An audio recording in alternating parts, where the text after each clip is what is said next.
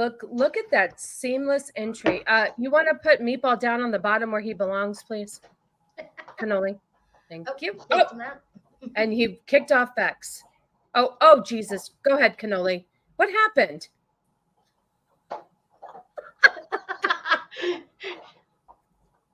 Okay. What is going on? Welcome to episode 9. Hi again.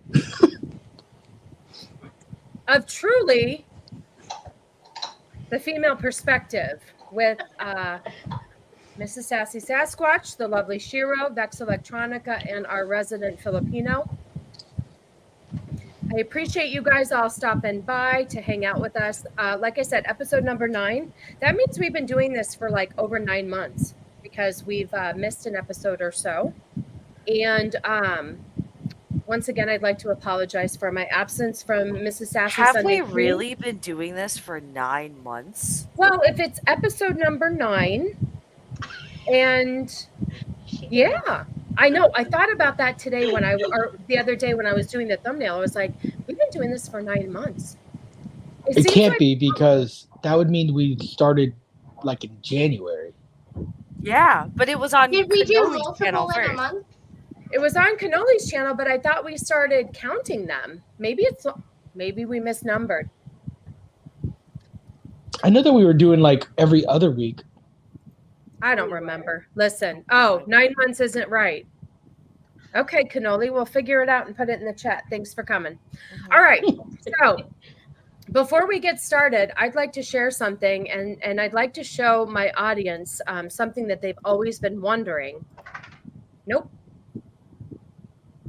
Wow. Why is here's the thing, you guys. I have to keep my YouTube on in the background because I can't comment on StreamYard because it shows up as Cannoli, so I apologize. Anyway, just to let you know.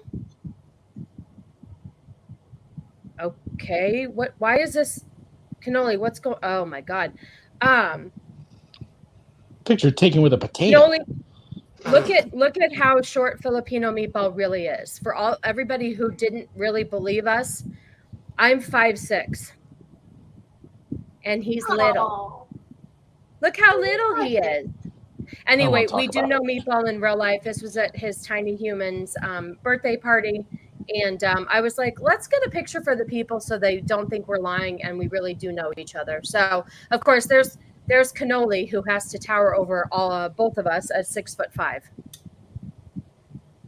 So, anyway, there you go. All right, kids. So I guess let's just address the chat, and then we'll jump right into our subjects here. Oh, wait, actually, how's everybody doing? Let's do that. All right. Not everybody. Just to let everybody know, Vex went to Moose Country for a week. How was that, Vex? It was really nice. I didn't see any moose, though, which was pretty disappointing. But did you see a bear? I did see a black bear, actually. So that was got to be black. He just happened to be black, man, and he ran out in the road. Dude was crazy. But did he ask for reparations? Nah, he just ran straight away. Because like the road down to where I was is a logging road, so just a lot of wildlife. But I did have an X moment. Have you guys seen the movie X? No, but I was told we were supposed to watch it last weekend before I got sick. X and Pearl, we were going to try to watch, okay. But... So X, it's a slasher flick, right? Like very like Texas Chainsaw Massacre vibes, kind of. Except it's called X because this group of teenagers and not teenagers. This group of young people go off to film porno in the middle of nowhere, and it's like a farmer's daughter thing. And there's this old woman that lives on the property. And the old woman is like fucking crazy and she's super like sexual and everything. So I was like bathing naked in a lake and I thought I was alone and I turned around and there was this old woman with knockers to her knees just fucking watching me, and it was kind of weird. Okay.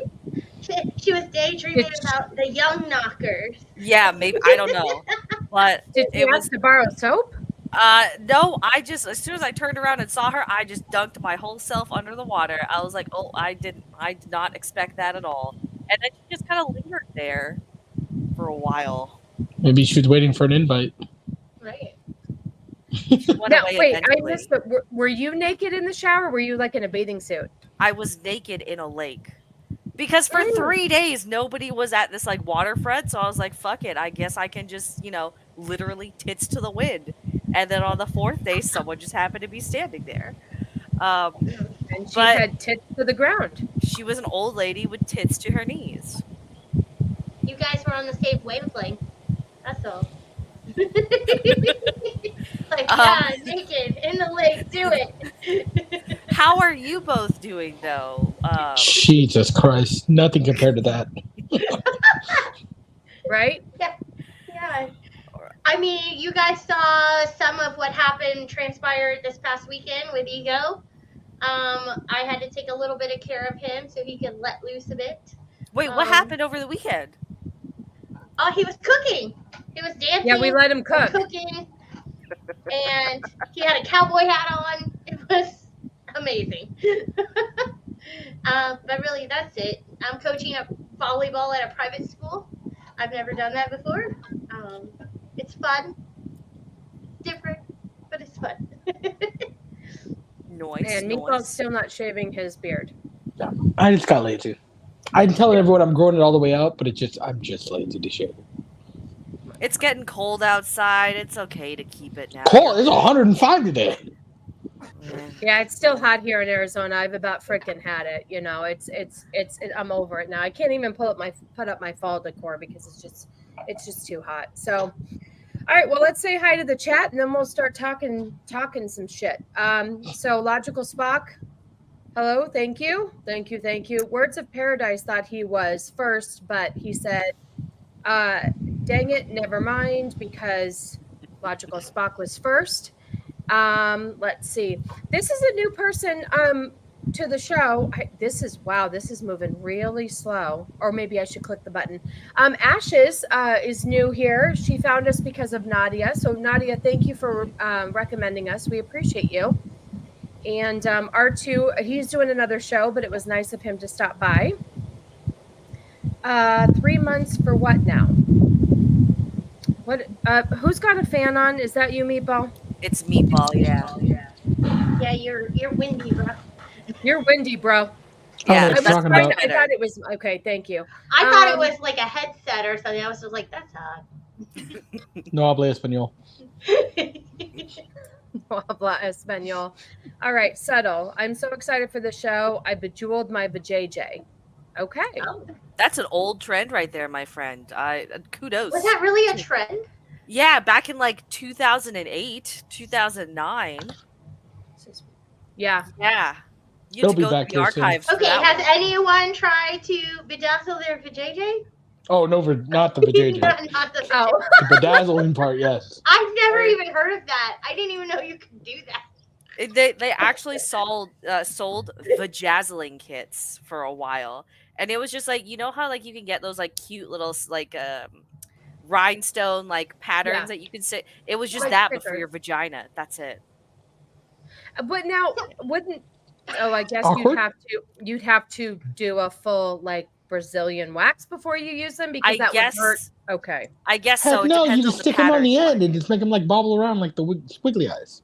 End of what? Your hairs. End of the hairs. How long are these hairs? Who's Look, some rocking a people- bush mama right now? So, like, we could talk, like, you know what I mean? Like, if I put it on here to wiggle around, right?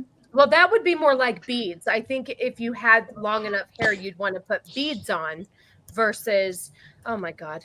Okay, so Jacob was in here. Hello, Jacob. Nice to see you. It's not too many Trulies, Cannoli. It's the fact that, oh God, StreamYard is really running slow. It's the fact that I thought it was 9 episodes. Maybe I'm wrong. I don't know. You kicked me off your channel. Maybe I lost count. All I have to say is that Filipino Meatball is her favorite female on the panel. Jessie Jade is new to the channel too. She came around on one of my Sunday streams. So nice to see you again. Let's see. Words of Paradise. To be fair, woman. Okay, you guys see it's acting really weird on my end. I'm really sorry. Like I click it and it takes a second. To be fair, women would be a lot better with numbers if dudes stopped lying about what 8 inches was. Well, maybe that's true. I don't know what to tell you. I don't know what to tell you. All right, let's see who else is here and then we'll get going. Oh, Steven is here. Yay.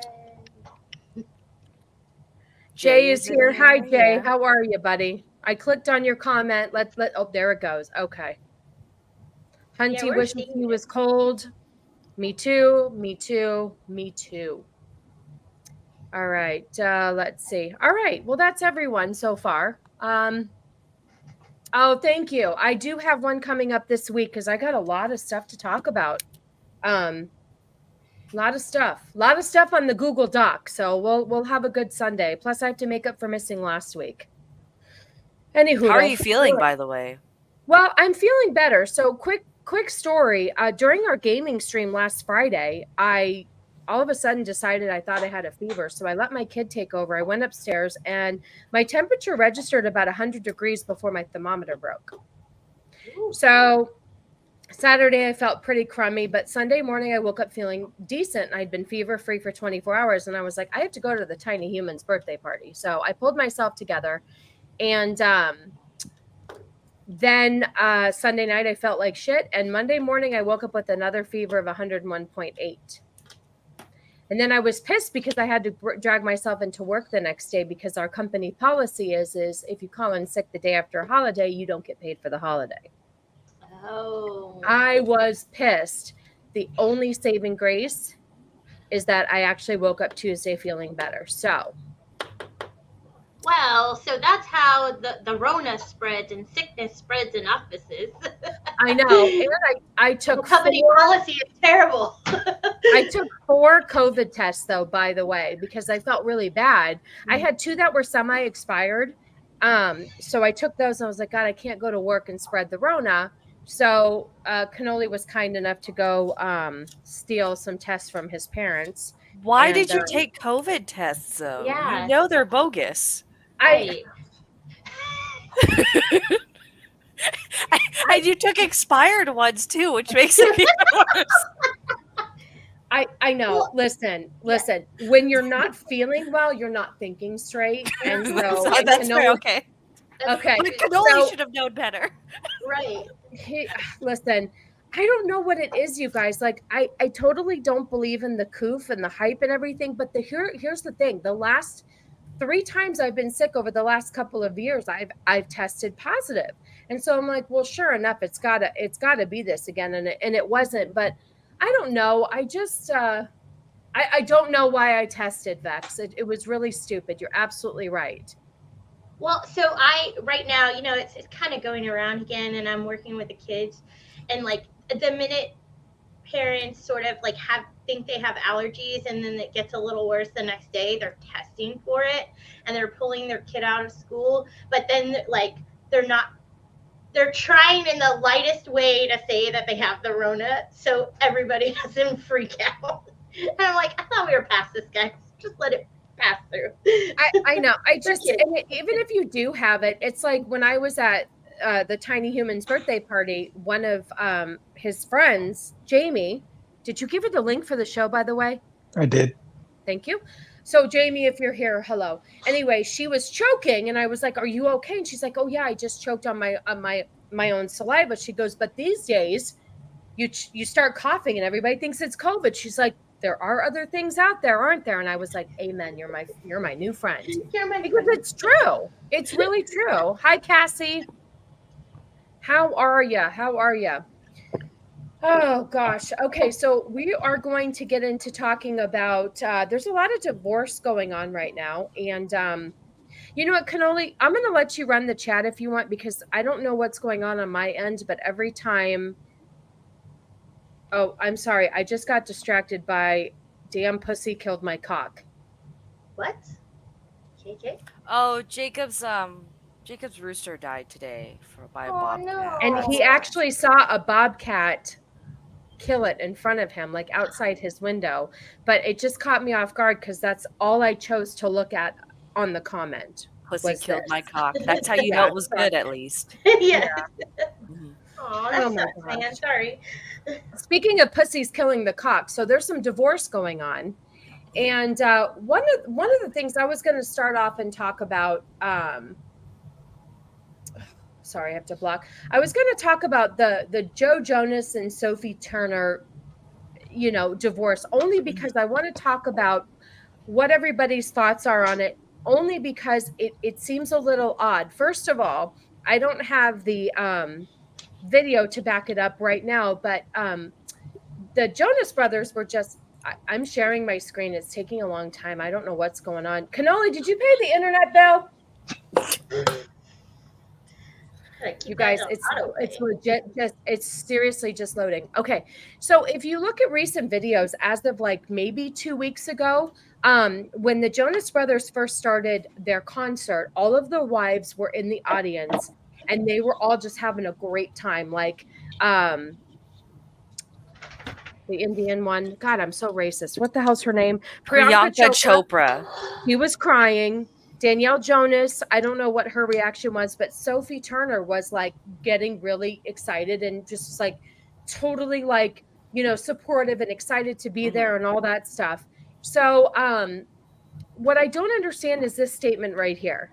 After 4 wonderful years of marriage, we have mutually decided to amicably end our marriage. I don't understand, if you've been happily married for 4 wonderful years, why do you all of a sudden get divorced? Like, where does this take a turn? Doesn't this just seem a little bit weird? I think she cheated on him. Okay. See, I was gonna say maybe one said they wanted a child and the other didn't. No, they have 2 kids already, and one is. I don't even know. That's the thing. They actually have their youngest is 14 months. Are you sure he doesn't like dudes? Did you just see how he? I know she was very attractive when they got together. She looks like the fucking crypt keeper these days. But like I was like, some of the rumors popped up on like my feed, and it's like well, first of all, up until the official announcement, I think it was like yesterday or the day before, he was pictured wearing his wedding ring still in public, and even posted a picture wearing it. Correct. So he's 34, she's 27, so there's a bit of an age gap, and they got married. Yeah, she was in her early, like she got married really young, so she didn't have the 20s that are typical, I guess, for most girls her age, because she jumped straight into marriage and family. But some were saying that she wanted to go out and party more and he wanted to be home more. Then other sources were saying that after the birth of their second child, Joe wasn't being as supportive, and it was making having 2 kids very difficult. And then some other sources were saying that she wanted to stay home and he was trying to encourage her to get out more. So to me, in all honesty, I think she probably cheated on him, if anything. What does she do professionally? She's an actress. She's most famous for a role on Game of Thrones.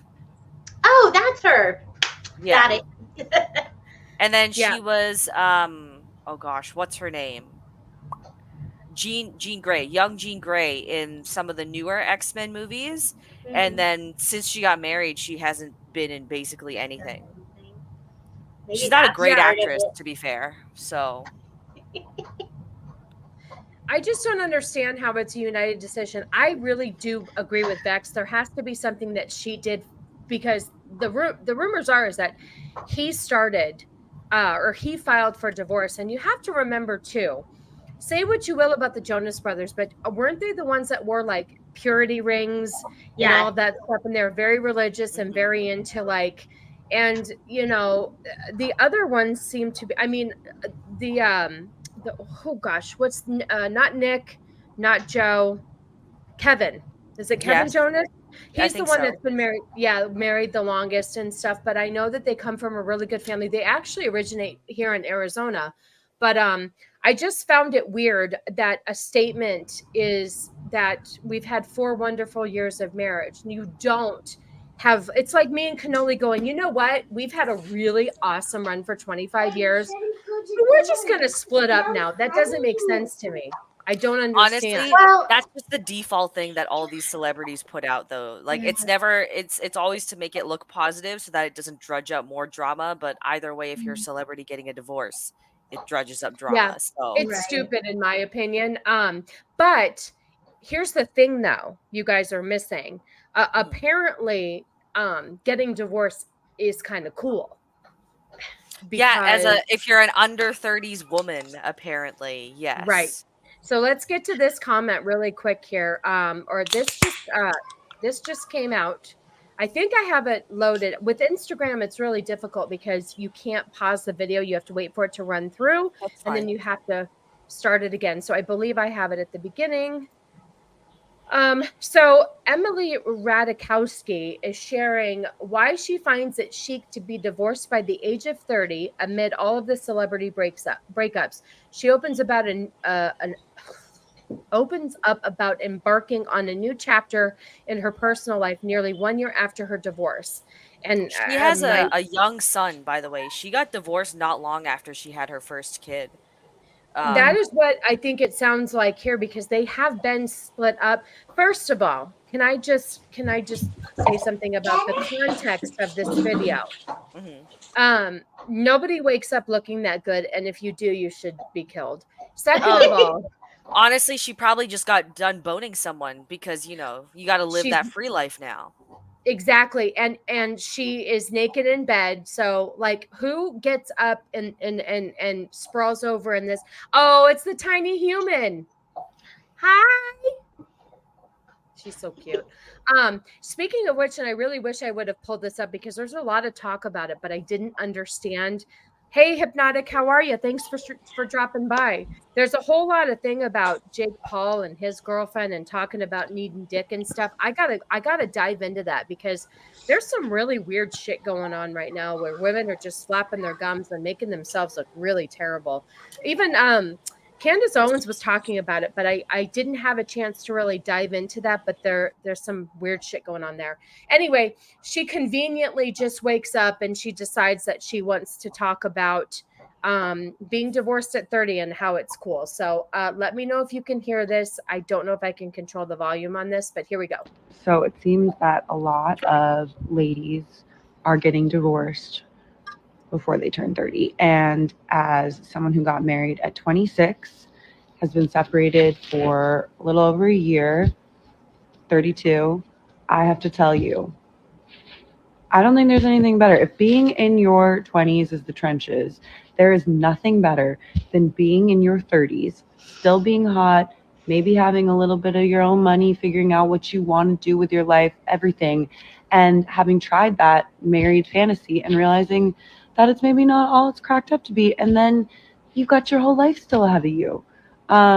So for all of those people who are stressed or feeling stressed about that, about being divorced, like it's good. Congratulations. What a dumb fucking bitch. So okay, look, Feel. I don't know if you guys all know this, but I was divorced at the age of 26. You got trend married- starter, my I goodness. know, right?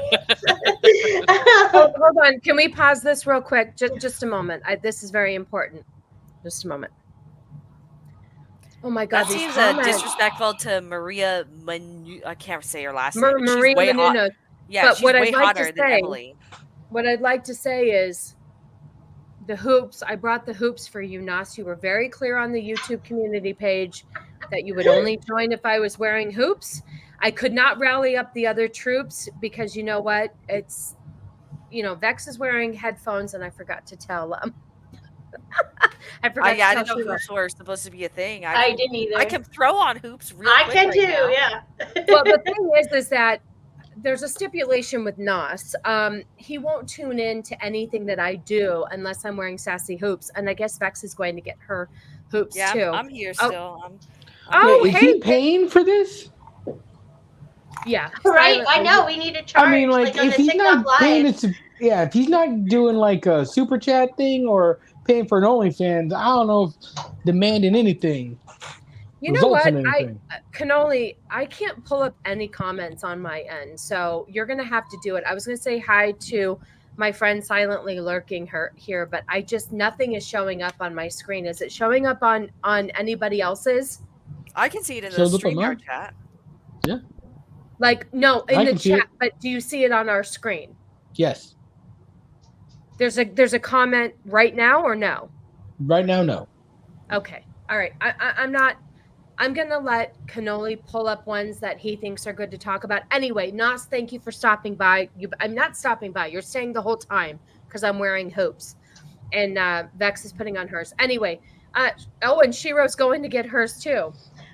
Holy moly. Oh, Nas said you could step up too, Meatball. So I'm going to need you to go to Claire's within the next week. And they do have clip-on hoops that you can buy. So we'll work on getting you those. I'll work on it. See, okay, so Cannoli clicked on a comment. Oh, thank you, Vex. All right, see, Nos? The girls are coming through. Oh, you're muted. You're muted, Vex. I take these off, though. This is very uncomfortable to wear with a headset. See, oh, Rose got him, too. There we go. There you go, Nos. They That's say why- wifey.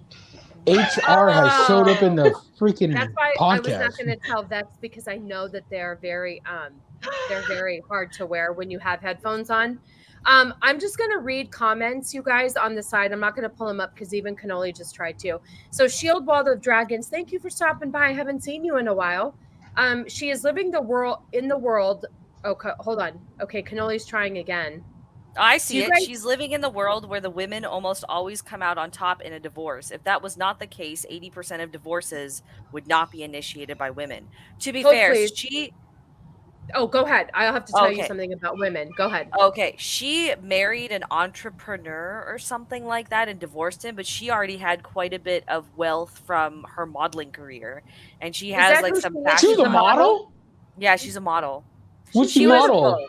Make a I Wish don't know. Foundation things? I have no idea, but she was also like her claim to fame was she was one of the chicks in oh my god, what's that Robin Thicke song? You know you want it, On it. Oh, yeah. because she's a good. Oh god, what's that fucking song? Bad. The No, one that he got sued for. I The one he got sued for. Yeah. Yeah. So she was the main girl that he gropes and stuff in that music Oh video. yeah. Yeah, and then Oh. Video girl. she started modeling and stuff after that because she was like 18 or Blurred 19 at lines. the time of that. Yeah. Okay. Okay. But yeah, that's Well- her claim to fame. And she is beautiful. I'll give her that. But the thing is, though, too, is that like maybe women in a certain aspect, like in Hollywood, Thank you, come out Jessica. on top. Blurred lines. There we go. There blurred you go. lines. Thank you. I'm not touching any of the comments. My computer is acting really. Hypnotic says everyone with hoop earrings looks like J-Lo from a 90s movie, like every other Puerto Rican woman in her 20s in the 90s. That's right. Listen, I would love to look like J-Lo. She's gorgeous at 50 something. When? 50 now, Sign yeah. me up. Yeah. When did J-Lo look hot? What? All the time. Are you kidding me? What is God. wrong with you? J-Lo looks like she got like covered with the oil 20 minutes before. Bro, you are you seriously saying that J-Lo doesn't look good at her age after giving birth to 2 kids? Bro, she we never really looked saying good that? ever. She never looked good. Whatever. What Are are you you Not once. looking at? Okay, can we separate two things? Okay, so J-Lo's body, good, yes or no? Good. Sure, For a that's 50-year-old good. woman, Yes. good. Okay, face. Oily as hell. I'm surprised Pretty the U.S. hasn't invaded it yet. You know what? I used to think for the longest time that The Rock and J-Lo were the same person. Because if you layer their faces on top of each other, it's the same fucking person. They look identical. Have we ever seen them in the same room? We have not. No. Oh, what is this like clone? Seriously, I if would you think- look at a picture of The Rock next to J-Lo, you could same facial features. We need the internet to help us and give it to us. I'd love to pull it up, but I think this computer is going to blow up if I keep doing anything over here. This is insane. Anyway, I was just going to Truth. say On the truth. he would disrespectfully smash her, but he would smash her with a lot of disrespect, meaning a lot of force.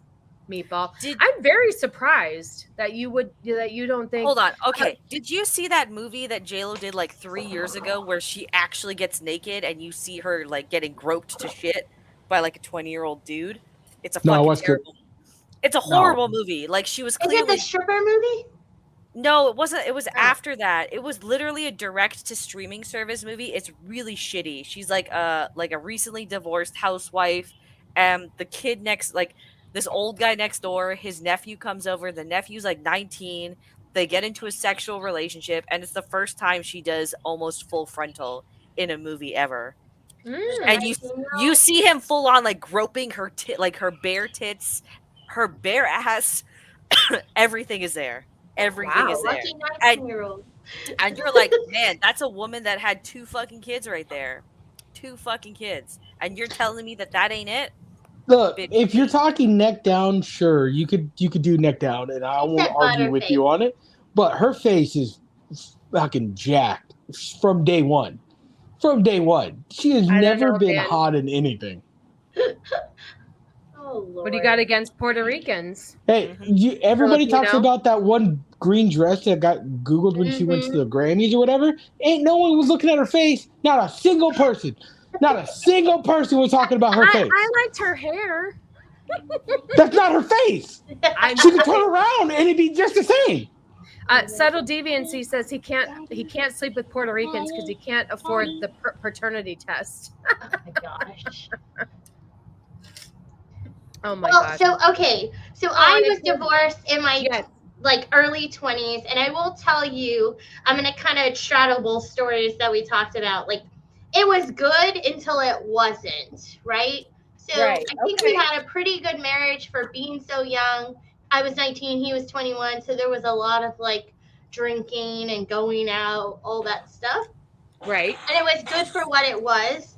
And then I will say, at some point as a woman, when I turned 25, I was like, okay, what are we doing here? Do we want to start a family? Are we going to try to work, towards some financial something?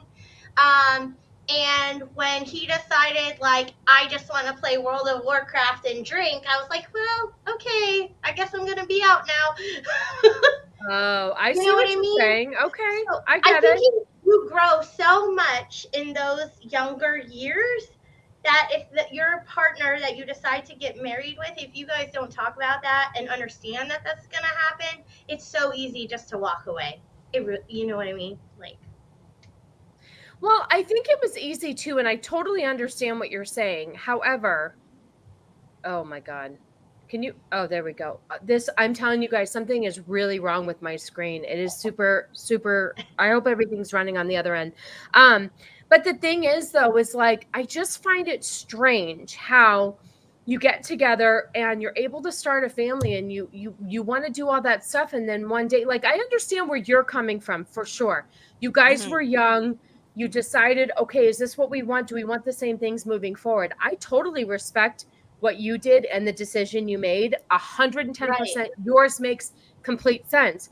But it's like, you've only been together 4 years. You decided to have 2 children within that 4 years and then just decides it doesn't work out. I just feel like, much like Candace Owens was saying last night on the Whatever podcast, I feel like people do marriage for the Instagram photos. And they do what they think is cool. And so I don't feel like people take marriage seriously enough. And I think you got married for the reasons you thought were right at the time. Oh, they were terrible reasons. Let me just put that out there. I have not. There you go. And I love that reasons. Okay. But it turned into something good. But to your point, I think you're right. I also think that these people having kids, part of it is they have that good first year honeymoon phase, and they're like, okay, how do we keep this together? I know a lot of folks who go and have the kid, and then during the pregnancy or right after the kid comes, like, there's so many hormones going on, but then they're also like, my bad. Yeah, no, it's a lot. It's a lot to make that decision and stuff. I'm just going to say, because I haven't been able, like I said, to pull up comments, but I did see Josh dropped in. Hello, Josh. It's good to see you. Thank you for dropping in. And Phil, thank you. Thank you. Mrs. Martin Muses, good evening. And Settle would like everybody to know he got married for good health insurance. And you that know was what? part of my reason, yeah. Wait, Nas says, I want Baloney to divorce Blassie so I can marry him and get yelled at while playing video games. You can have him. You can have him, but you have to cook for him and you have to clean his underwears. Just to tack on to what both of you guys are saying as well. Like, yeah, you Mm-hmm. hit the nail on the head there, but also it's kind of this attitude that has evolved with relationships as well. Like, okay, bye, fucker. It's like it's like it's a result of just the rest of society too, where it's just instead of putting in the work, you just kind of like call it quits these days. There's Yes. no like there's no incentive to kind of do the hard work. It's like how people go and get liposuction instead of working out. Or they get fucking Botox instead of maybe drinking water and taking better care of their diet and all that stuff. There's a Mhm. quick fix for everything, and for relationships, it's like, oh, I don't like it's forever doesn't really mean anything anymore. Yeah. Like the institution we bought into doesn't matter. And then yeah, on top of it, like 100% one of you mentioned that it's just like you just do it for the gram photos. Like everyone Yep. thinks about the wedding and not about the actual marriage, and that's where it That's falls an apart too. expensive gram photo. Right. And Yeah. the fact that they have 2 kids is even more disappointing, and one of them is just over a year old. That's even worse. Yep. Like it's these kids are gonna be, and they're already in Hollywood, so they're fucked from the beginning. But it's like at Mhm. least they had a chance with 2 parents together. Yeah, no, it's true. I do think, not knowing the situation, but kind of just knowing the dynamic of the Jonas brothers, I really do think it was more on her end. Mrs. Martin Musa says, to me, it's a sacrament like baptism, etc. I never got married because I did not find the Catholic man who could be the father of my children that I was compatible with. And it was interesting because there was a segment, and I know Vex watched it too yesterday, where Candace Owens was talking to those young girls about getting married and the fact that, a lot of people, and it kind of opened my eyes to it a little bit, and I want your guys' opinion. So I'm not an overly religious person. I'm faithful. I do believe that there is a higher power, whether you want to call them God or what have you. Everybody has a different thing that they look up to. However, marriage is definitely something they say, or Candace said, marriage is more of a religious thing. And getting married, like, it was weird because she said that she doesn't think that people who are atheists should get married. Because Candace said that? Yes. It was weird. It was the time when they were talking about, if you remember, that one girl was wearing a cross around her neck. And the sword, said, yeah. And she goes, well, why are you wearing a cross? Are you religious? And she said, no, I just think it's cute. And then another person said, well, would you wear a Star of David because it's cute? And she said, well, no, because that's religious. And then somebody else said, well, what about a yarmulke? And she said, no, that's religious. But I don't see a cross as being religious. And then they talked about how marriage is really a sanctity of religion. And I don't know if I fully agree with that. Hold on. So Candace Owens basically said that you're only allowed to get married if you're religious. And if you're an atheist, the institution of marriage is basically wasted on you and pointless? Yes, and that there's no reason for you to get married if you're an atheist, because then it's just a piece of paper. So for instance, she asked the girl who was non-religious wearing the cross, saying, why would you get married then if you're not super religious? And she goes, you're just doing it for a tax break? And she said, no, I'm not doing it for a tax break. I'm doing it for to show my commitment. And Candace said, well, why can't you just be with them? Well, because, we need that piece of paper. So she goes, so you're just getting married for the piece of paper. But I never saw it as marriage being solely a religious act. It was strange. and How it got does me Candace thinking. explain marriage in every other country outside the West? How does she explain Right. That would union? be a good question. Of course, she did not follow up with that, but she did definitely say that an atheist really, there was no necessity to get married if So you weren't then, doing it in the eyes of God. if I'm getting this right, then according to Yes. Candace Owens, basically, marriage only exists as a harmonious union and worthwhile if you're religious. But if you have moral convictions that line up with what marriage stands for, but you're not religious, well, fuck you. It's It not kind for of you. That's sounded what it that way. sounds And, like. and it was on the Whatever podcast last night. Yes. And because I listened to the beginning of the show that I missed last night today, and then I re-listened to the rest of the show. So that part I heard twice. And the second time that I listened to it, I was like, wow, this is really interesting, because I didn't catch that part last night where she was, because that's what the girl said. She said, so if you're an atheist, you don't think you should not get married. And she said, yes, it's a waste because it doesn't mean anything. So basically, marriage is something that only God acknowledges. And I thought that was strange.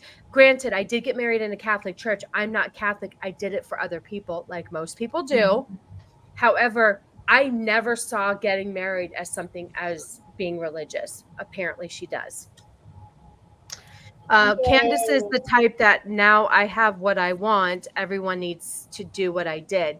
Yeah, it's just it was a really strange thought. What do you think? Anybody else? Yeah, Ro, you go ahead first. Okay, Yeah. and I see you need to put it together because you're like got 800 thoughts, I'm sure. So I think it's both. I think it can be either or. I don't think that if you're atheist, you shouldn't get married. Marriage can mean multiple things to different people. Even in religion, that marriage is a commitment to a person that you two are going to honor your deity together. Whatever religion that is, or honor your culture together. And marriage is a commitment. It's not easy. We tend to ask older people who've been married for 50 years, like, hey, how's marriage? And they're like, it's hard. And we're like, oh yeah, ha ha ha. It's a choice every day to be with that person and choose not to kill them, or appreciate them in some way, right? Like, I think it's a combination of a lot of things. And for Candace Owens, who is notorious for doing this, being so narrow and so extreme about an opinion. Yeah, it just caught me off guard. It was a very strange take. I mean, I really thought she made a lot of really good points last night, but I don't understand that part of it. And I don't agree with that religion owns marriage. And so let me ask you, because, that Whatever podcast is notorious for doing this, and I find it very hard to watch. I try sometimes for you guys.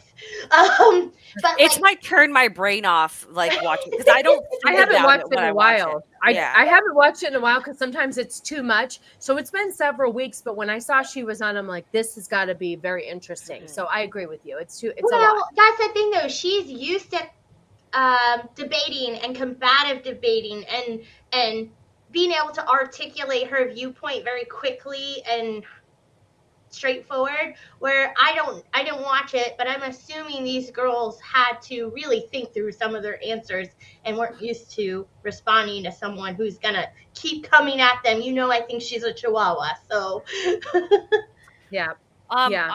Honestly, I agree with you. Candace Owen is used to being on the ball, right? But I find her explanations for everything are more reactive than rational. And as you watch more of her content, you realize that, because she ends up backpedaling or contradicting herself a lot of the time. I think the most recent example, which is, I think, fresh in a lot of people's minds, is the whole Steven Crowder Daily Wire thing, right? Said one thing 2 weeks prior, then the Steven Crowder thing happens, then she's saying the complete opposite on Tim Pool, and she's attacking someone that she says she has camaraderie with, right? So she's in that sense, I'm not particularly a fan of Candace Owens. Right. for her to label marriage as nothing but a religious institution is really insulting to people that hold sacrament in marriage but aren't particularly religious. Exactly. I am not hardcore religious, but I believe in the foundation of marriage. And whether Right. you're getting married as a Catholic or married as an atheist, there's still fucking paperwork involved. The same rights are given to both Yep. people. So why is it Or accepted even a in one but not contract. the other? Yeah. Yeah. Yeah. No, I I've agree. I agree. I have Cancel's a friend a dumb fucking cunt in this respect. Well, Sorry, I have a throwing it out friend. there. I have a friend who has been married. He's an atheist, and she was, I think, raised Catholic because she's Mexican. So it was just kind of in her heritage.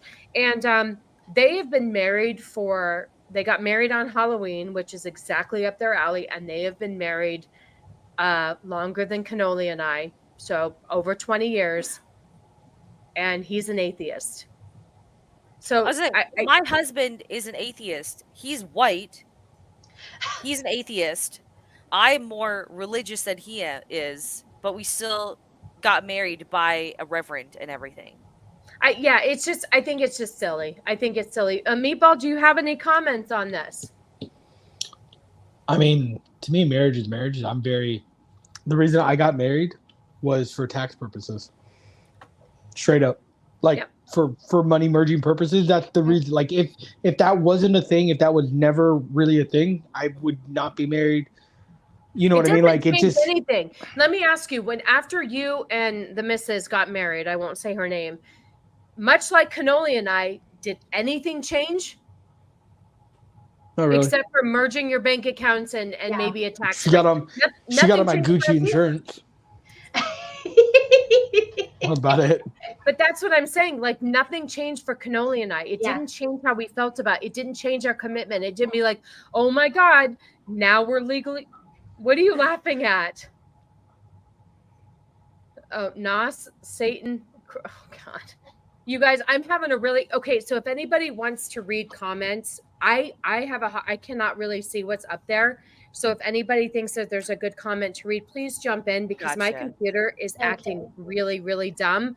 But Mrs. Martin Muses did say, I just love how people try to tell other people who have different life experiences that they're wrong because they went a different route. Yeah. Exactly. And like I said, religion is so different these days. There's so many different types of religion, and everybody's entitled to their own beliefs. And marriage, I think, is just something that should not be tied to religion per se. I will say this. This is an opinion by Candace Owens, 100% an opinion. And I've heard her talk before, so I don't value her opinion. Yeah, I Yeah. don't value her opinion either. And frankly, I hate that it's hard people to hold her take. up as an icon because she uses exactly so the left that she criticizes so much, she not only used to be a part of it, but she uses the exact same tactics they do. And it discredits Yeah. a lot of the opinions that she puts out there as a result because like I said, it's not based in rationale. It's just based in that's it. Here's the thing that I say about Candace Owens. Find me one opinion of hers that's uniquely hers and no one else's beforehand. Yeah, She just she's a parrot. regurgitates. Yeah. She's She just a parrot. regurgitates what everyone has said. Yeah. So And I was initially a fan of her, and Me then too. I saw her panel with that comedian, a blonde comedian girl. I don't remember her name, but there was a panel. It was Candace's show, and this girl disagreed with Candace on one thing, and was a super fan of Candace.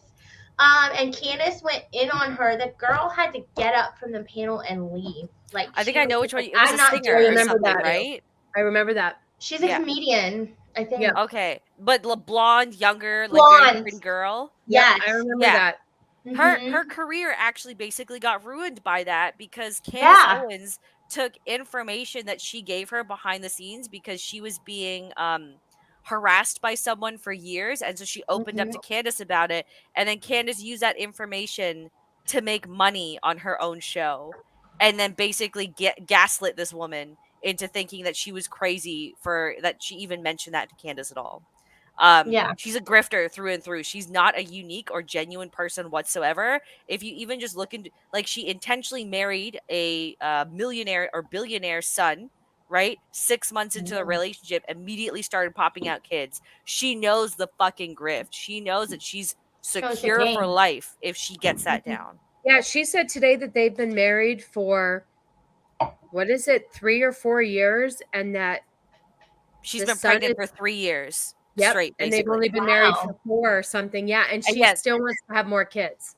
6 months. They were only together for 6 months before they got into a quickie marriage. Yep.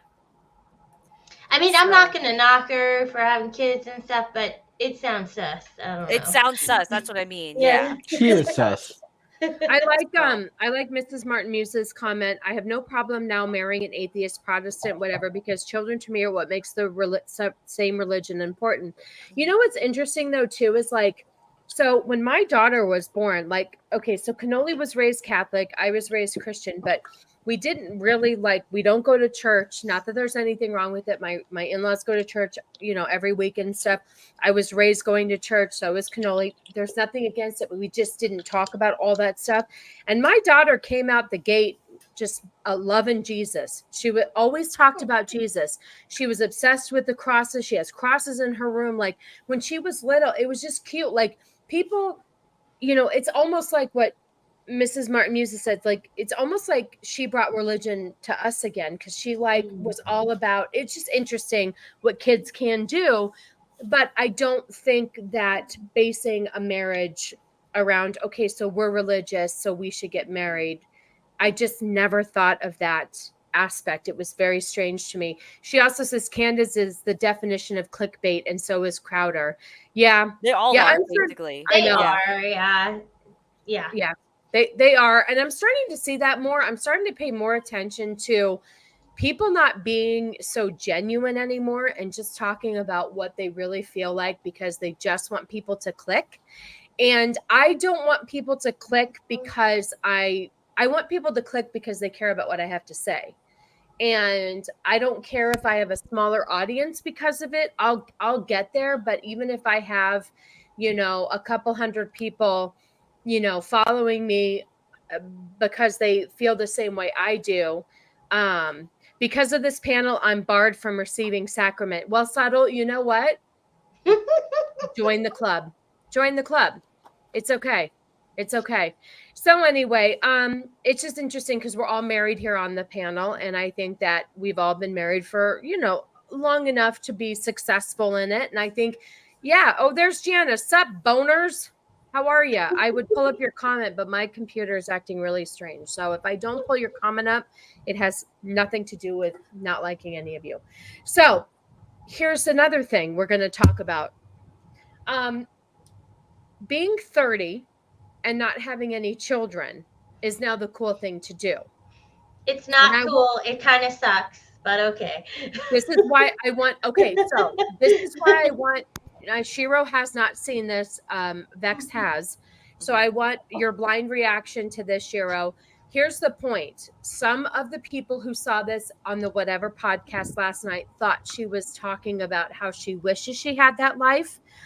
I think she's actually excited that she doesn't have the married life with children. I want and everybody in the chat, I want your interpretation of this girl's video. It's going to take me 45 minutes to pull this up because I should have restarted this computer. I had a feeling and I didn't because Cannoli was working on it all day. Now I'm self-conscious about sweating because I feel like I'm oily like J-Lo now, and Meatball's going to judge me. So I'm going to give him a towel. Listen, his standards for female beauty are clearly skewed if he doesn't find J-Lo attractive. So, exactly. I wouldn't trust Meatball here on that.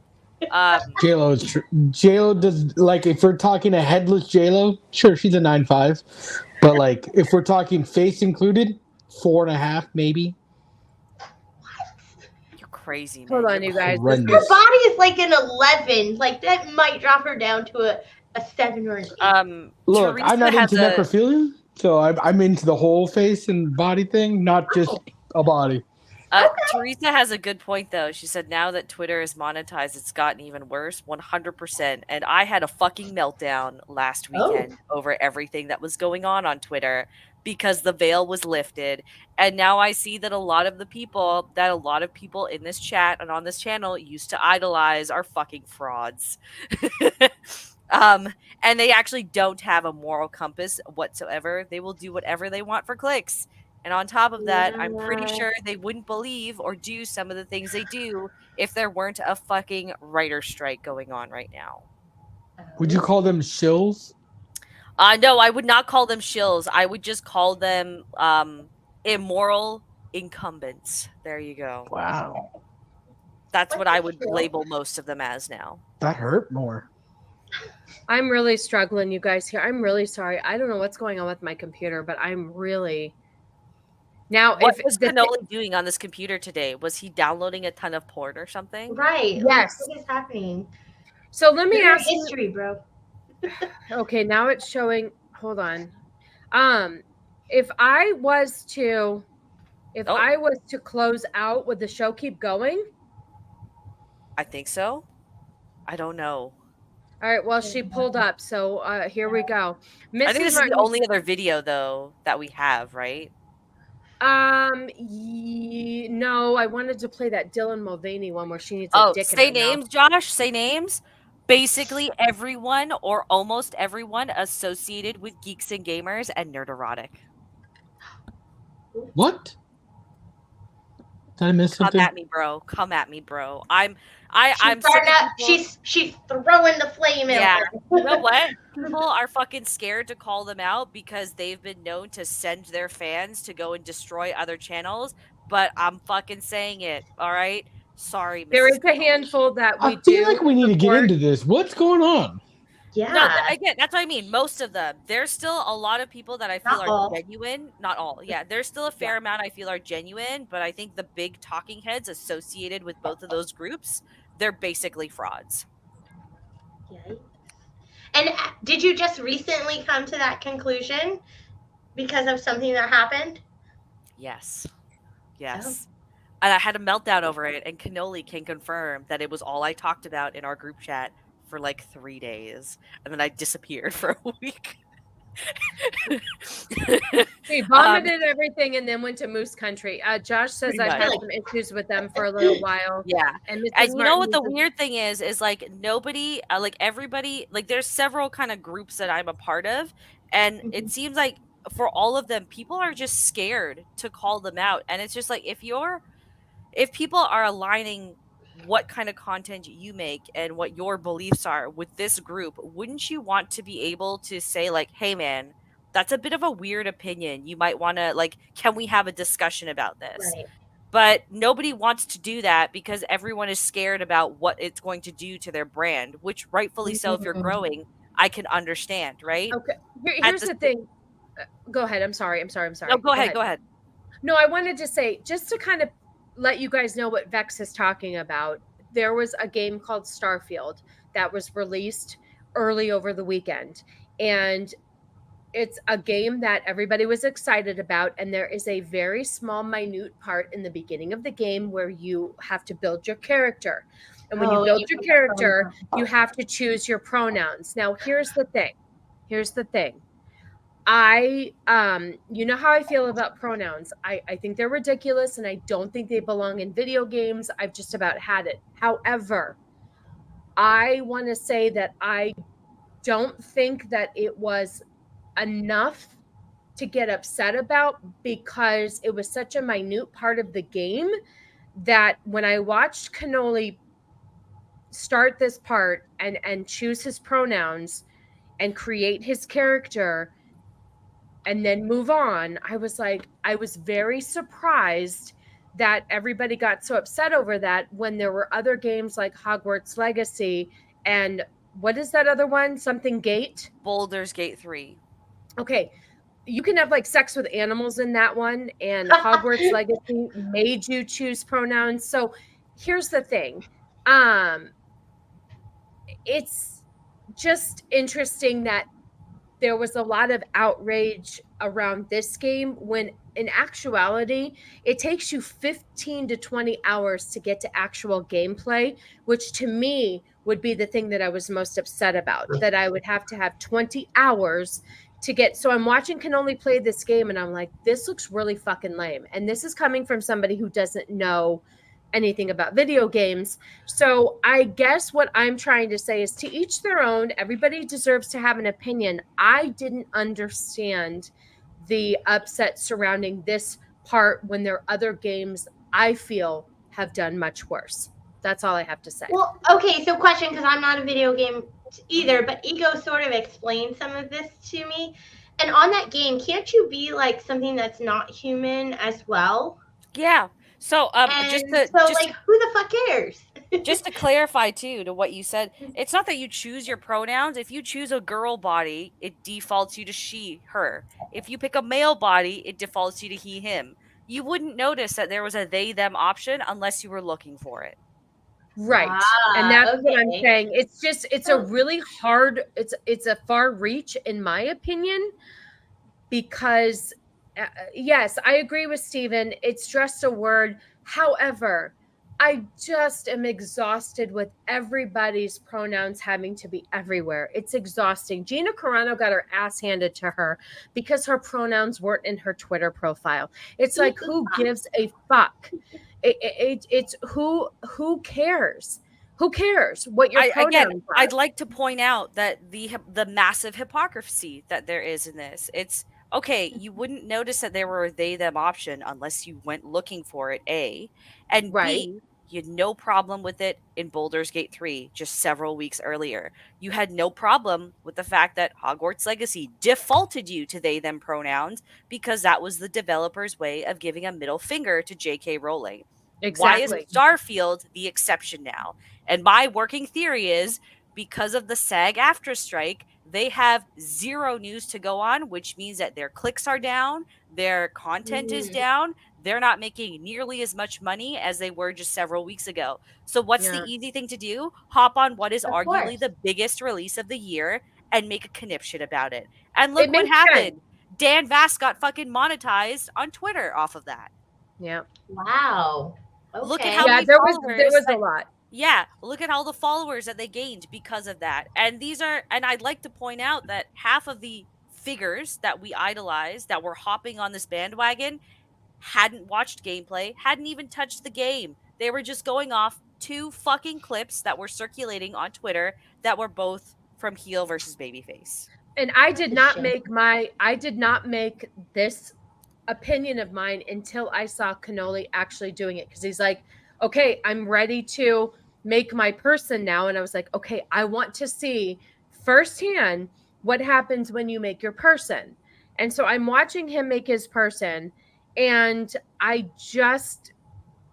don't get the anger, but I do understand that things are on the light side right now as far as content is concerned. But the outrage, in my opinion, did not match the content. It did not, not at all. I feel like more people, hey, Zombie Main, thank you. And you're a new subscriber to my channel, so I appreciate you. I saw you pop up yesterday.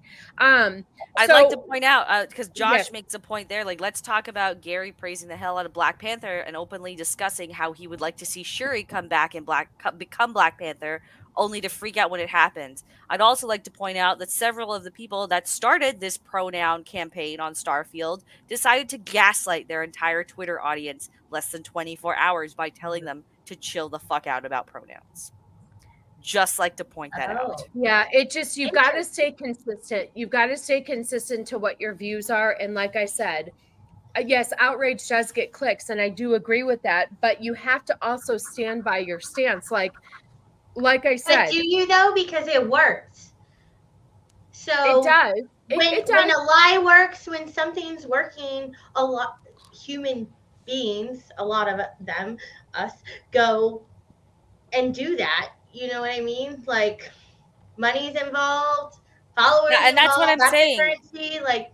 That's why I'm saying it was easy to just hop on Starfield because they have nothing else to hop on. There is no news coming out of Hollywood. Ahsoka is literally being fucking beaten to death with a hammer at this point, with how many channels are reviewing the show episode by episode. What is there that people are still going to click over? Like, I'm just even looking at my YouTube feed. There's a severe decrease in just like even Ryan Cannell videos that I'm getting pop up because there's nothing for them to discuss. There's not, everything is the same. And that's another thing, is like, I was trying to figure out what to do for my thumbnail this week. And yes, I did a repeat because I didn't get to use it over the weekend, but it was a rough week. Anyway, he was like, why don't you put Starfield on there? And I'm like, I can't because it's exhausting already. I want to put out something different. I don't want to give any more time to this Starfield game because I just feel like it's the anger and the outrage is misplaced in this regard. It's severely misplaced, and I just want to know where this was for so many other woke things that happened in gaming just earlier this year. That's really all I want to know. Yeah. Why? That's all I want to know. Right? Yeah, it and totally makes sense. instead of like actually discussing the argument, now they're just dogpiling and insulting people. It's like I'm watching them dogpile onto the Act Man right now, who honestly, for the most part, is a pretty based video game reviewer. They're just kind of dogpiling on him because he thinks like, yo, this is a little bit much for just an optional pronoun thing. Like, why are you guys losing your shit over this? And they're just calling act ma'am. Why don't you just debate the point? If you're I right, have seen that. I've seen that too. Debate it. Mrs. Martin Muses is right. Nobody stands by their stances with that kind of money. It's really hard to walk away from that. Yes. Not to walk. No, I know what you mean. It is hard, and that's kind of what we're saying here too, because I am sure that so many people have made so much money off of this. And if you talk to people like, I know like Drunk 3PO talks about, there was this resort that they were building at Star Wars or whatever, and it ended up doing really shitty. Long story short, Disney did it. He talks about it all the time. He made so much money doing videos on that particular subject. So yes, I do understand that. And I do understand that if this is your livelihood, but you're right, it does lead to depression, Mrs. Martin Muses. It does, because that's the thing too. Like this last week, and I was telling Vexus, and I know we're getting off track, but there's been a lot that's going on. But I think at the end of the day, it's best to stay true to yourself and talk about what you really want to talk about, and hopefully people will listen and catch on. Be authentic. And woke is flexible. She's absolutely right. I want to talk about the female perspective and how females are taking a backseat to these transgender people, and how our kids are being indoctrinated, and how California just passed this thing today where the government will if they find out that you're not supporting your child transitioning, you could get in trouble. I feel passionate about all this stuff, and I want to make real women great again. So I feel like after this last week and people jumping on the bandwagon, I want to stay authentic. And I think this whole week taught me a lot about what is important here on this platform, and that we are given a platform and we should use it wisely and productively, if that makes sense. It does. And I will say, like, I talk with Ego a lot about this, when there's news, like something you don't agree with that is considered woke, talk about it. But a lot of people, I think, are just trashing to trash and getting the clicks and getting the, like, okay, at what point are you going to tell us about something that you like? Yep. And I think a lot of people are doing that now. And I've noticed Ego has done that with his channel. Ego just does what he enjoys to do. And we have a lot of people in our circle that just, playing the algorithm is exhausting. Yeah, that's what I also realized. I'm done fucking playing the algorithm. It's so fucking exhausting to try and pick things out. So I'm just doing me moving forward. And if people like it, they like it. If they don't like it, they don't like it. And they will, because we're still going to roast the shit out of movies that are woke, because that's what we do. We'll trash, female movies. Like if Snow White does end up coming out, if the Marvels do end up coming out, I'm going to roast the shit out of that, because that is my content. You're making women look like shit, and I'm going to call you out on it. Mm-hmm. But at the same time, I'm not watching Ahsoka. I could probably pull my channel over to 500 views or 500 subscribers if I talked about Ahsoka. No, I don't give a shit. I don't care. Ahsoka's a miss. Don't do that for your channel. But that's the thing. I didn't even care, even if it was a home run. It's not me, and it's the algorithm, but it's not me. So I think too, just it's been a very interesting Mrs. Martin Muse said, I've had very slow progress on my channel, but I've been happier for it by talking about things I want to talk about, including what is good in entertainment. And you know what, Mrs. Martin Muse, I think now that I've kind of established my channel a little bit more, because she had asked me to be on her show, and and she keeps it very PG and friendly. I think now that I've kind of gone through this, I was really a new channel when she asked me. I think I would love to be on her show and talk about these things, because I think I've got a way to say it in a very respectable manner. But she interviews people too. She talks about what is important to people, and I do think that is important. How many are talking about the non-woke new entertainment? That's exactly it too. Like, I think we also need to make people aware of things that are out there that are actually really good, that aren't woke, and maybe talk about more positive things. And I think that's where we're losing ourselves too, is that Bagface talks about it all the time. He's tired of the negative aspect of YouTube. Why can't we talk about some fun? Well, when you surround yourself with negativity, and I don't remember who it was, but there was someone that Ego pointed out, like they were trying to do a video every day or something, but it was all around like all this negative stuff potentially. Like they got into a very dark place where they considered taking their life. Like when you surround yourself with does add up. Constant negativity, it just piles on. Yeah. It does. It does. I think too, I think there is a way to bring awareness to people, like the girl that we're going to talk about here. I want to educate women that, there's a stigma right now about, being married and having kids is not the way to go anymore. Like they want to ruin the traditional family. And this woman here, she promotes that and says that her life is better because she isn't married with kids. And is that her brand? Like before we it is her brand now. According to, now listen, I did not research this girl at all.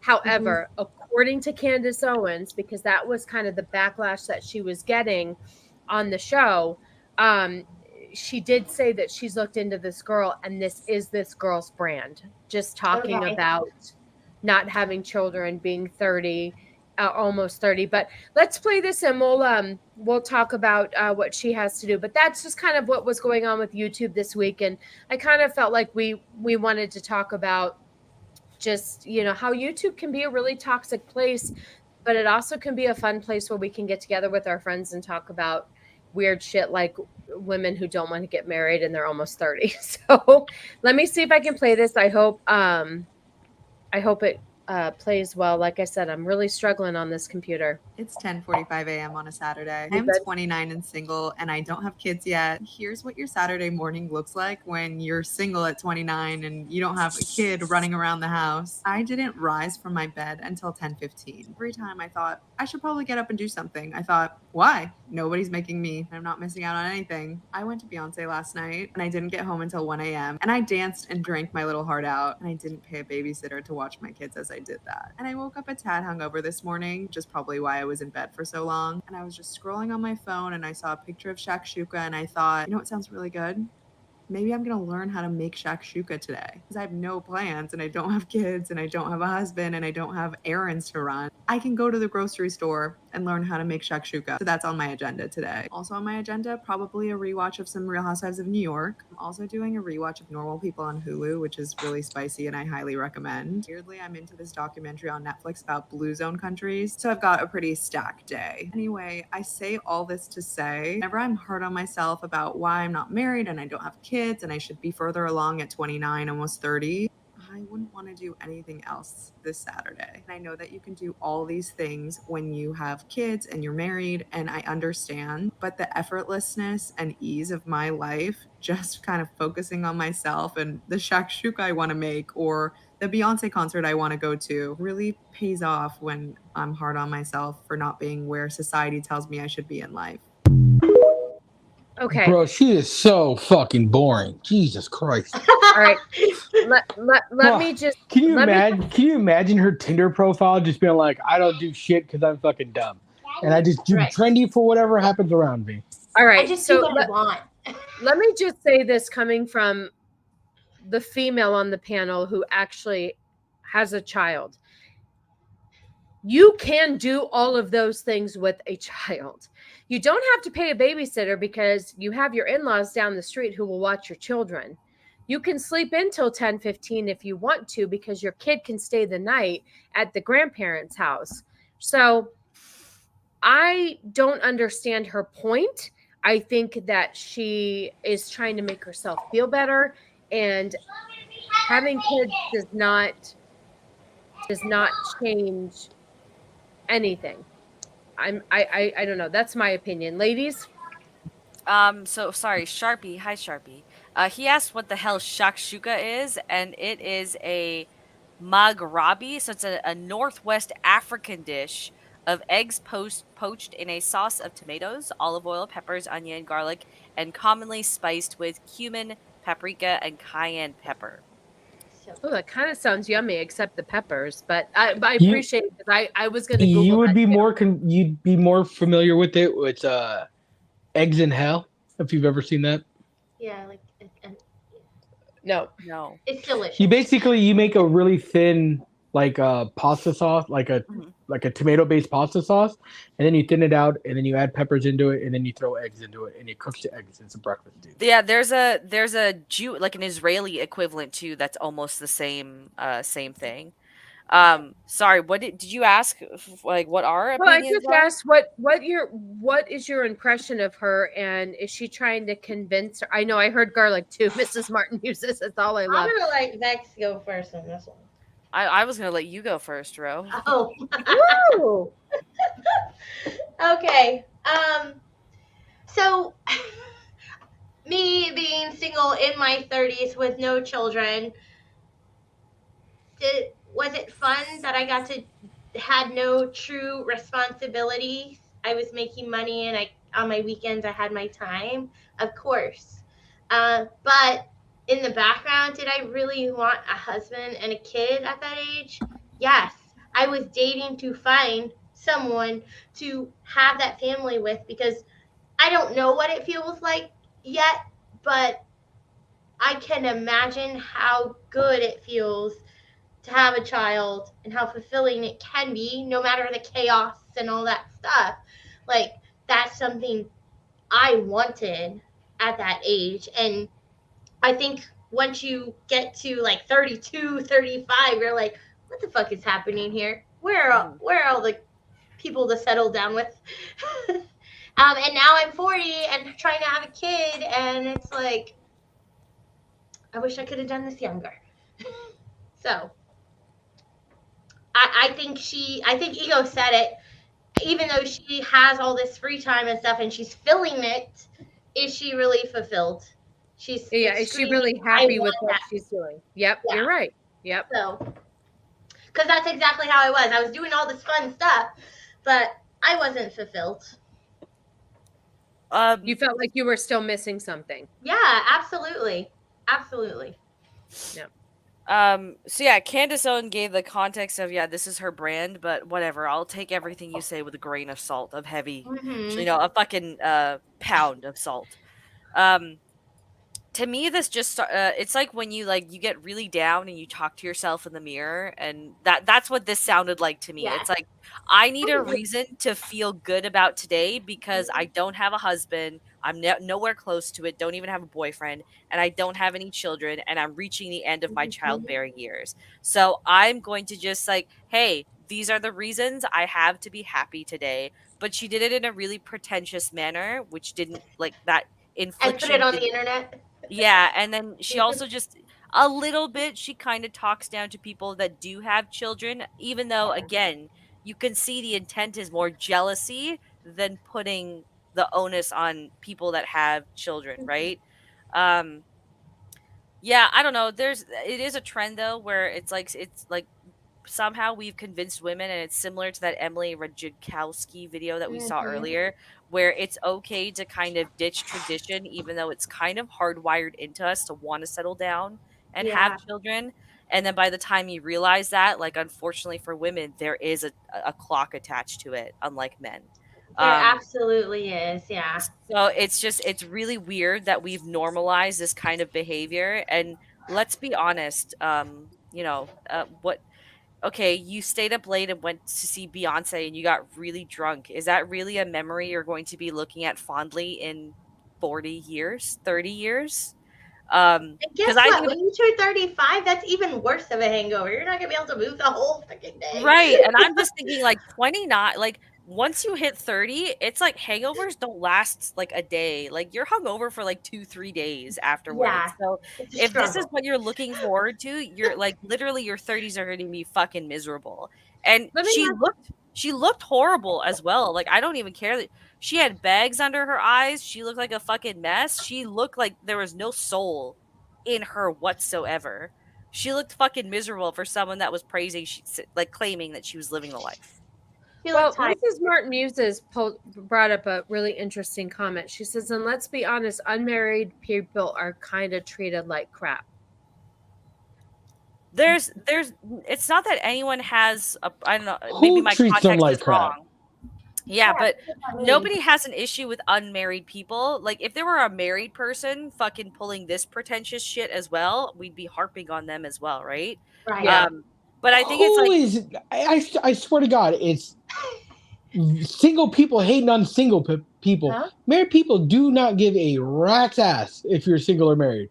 Like they don't care. Like I don't understand that victim mentality. That was one of the things that like in there. She's like, society pushes it. Society does what? What spokesman from society is telling you that you haven't met the goals at 29 that you're supposed to meet? Well, so I will just counter your point because she is a woman, right? Like society does say like your clock is ticking. You should get married. You should do these things. And some right or wrong, I think Vex alluded to it earlier. It is kind of inherent in women to do those things and to have a family. And we are doing it later in life because of career and stuff like that. So there's, even though our society has moved forward in a sense, there's still that pressure because the clock really does exist. It really does for women. Like, so my question would be for you guys, then, who in society is pushing that? No, let me tell you something too. Coming from a standpoint of somebody who has one child, I got a lot of shit when my daughter was younger. She's 15 now. I got a lot of shit. When are you having another kid? When are you having another kid? Why aren't you having another kid? And I'm like, I wanted to just have one. So Mrs. Martin Muses is right in the sense that there's something wrong with you if you're not married. There's something wrong with you if you don't want or have children. There's something wrong with you if you only decide to have one child. I do feel like there's a lot of people judging you if you don't do what society maps out for you, which is married with 2 plus, what is it? The 2.2 kids with a 2.5. dog, whatever the fuck that is, and a picket fence and all that stuff. I think there is a certain stereotype that society makes you live up to. I got a lot of shit for only wanting to have one kid. I'm just saying. The only pushback that I would have on that is when you say society, I don't see men caring at all about that. If it's women pushing back on women, that's a different story, right? And I'll concede to that. But like, I know a lot of guys that are in their mid 30s that are single, right? Never had kids or never been married or whatever. They don't look at a woman that's 32, 35, single, never been married, without kids any differently than other than this is a potential match, right? Versus someone you're who's a unicorn at that point. You're a unicorn at that point. True. So. That is true. Because I do have the friends that are like, if you're 35 with kids, ex-husband with, whatever, that's a different perspective than 35, no kids, never been married. Like you said, there's very rare of those people there, but they hold them at a higher standard. Like they're more valuable to men, single men at that age, than they would be the woman that's been through 2 marriages and had two kids. I'd like to point out as well, there's like, on top of like there being a different standard, again, there's no clock on you guys. For a woman, unfortunately, like, you have exceptions like women like fucking Halle Berry or Selma Hayek that look great at 55, but the value that we inherently have, like biologically, it's gone usually by 45. So there's a clock on us.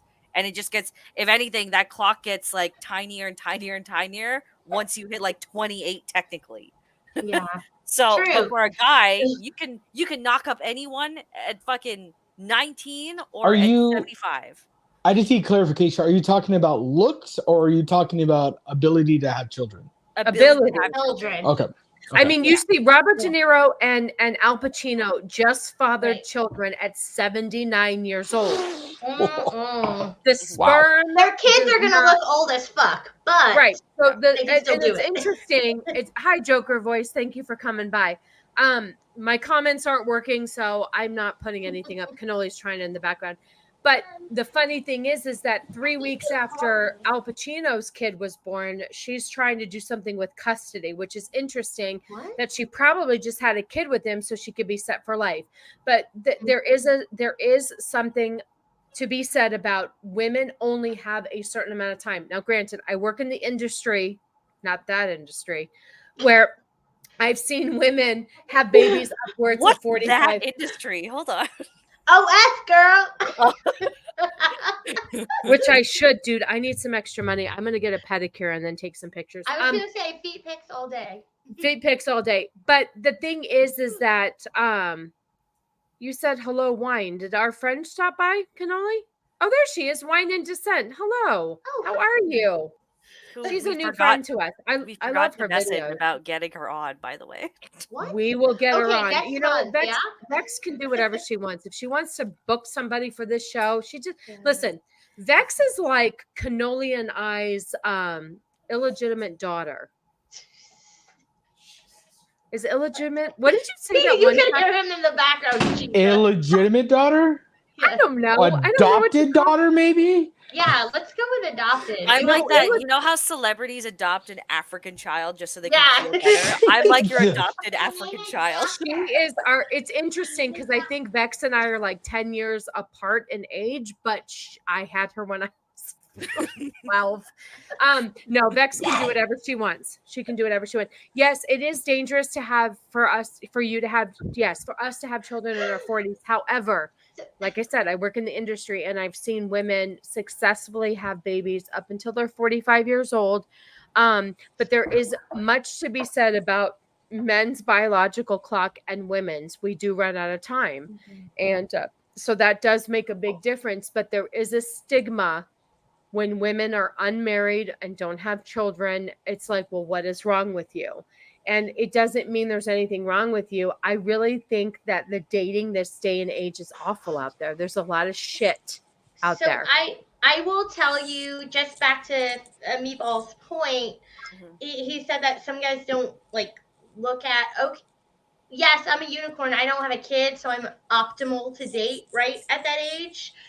But also, ego, I will tell you this, ego was like, I'm looking at you side-eyed like, okay, what have you been doing this whole time? Like, why are you single right now? And things like that. And what's your reasoning? And he was looking for a legitimate answer, not like, I don't know if I want to have kids and I'm out here partying and, just enjoying life. He was not looking for that. He was happy I didn't have a kid. But if I would have led with that, he would have been like, yeah, not wifey material. I agree with that. So. Yeah. Well, and I think there was something too where a lot of people talk about, and there was a point on the show last night where they were talking about how marrying young is more of the way to go because less body count, less experience, less. I know, but that of course was her idea. This is what I made this point in some of our group chats as well, is like these people that are associated with the right or whatever, again, completely detached from reality. Just because you live in a city and maybe it's the norm there that everyone is sleeping around does not mean that the norm applies as a blanket for everyone. Like, right. I was raised in a more liberal area, but I didn't start having sex till I was 25. So, like, by all means, and that means that I am technically, like, just because of how my age was and the fact that I was in like university and stuff like that, and who I was associated with, I would automatically be put into like the fucking 20 plus body count category, right? Like there's the rule is like, no, that's not a fucking rule, period. Let's just leave it at that. It's not. It should be stupid. And you know what? People should pride themselves on not having a high body count. And if you do, you have your reasons, because, you know, everybody goes through their own things and it's totally fine. But there are some girls out there that, to be fair, Ego's idea of partying is role playing as members of NSYNC. I thought of him the other night because I did something with NSYNC and I was like, oh my God, that sounds like something Ego would do. He's a nut. I told him he needs to do Backstreet Boys next, because that would only be fair. If he could do Hanson Brothers at one time, like throw that out there as well. Yes. Oh, I have an idea. So. But I don't know. I just think that there is a lot of stigma behind people and everybody's so invested in what everybody else is doing. I don't think there is a time limit or rules. Women feel the pressure more than men because of our biological clocks. That's it. Yeah, that's it. I think that's a fair statement.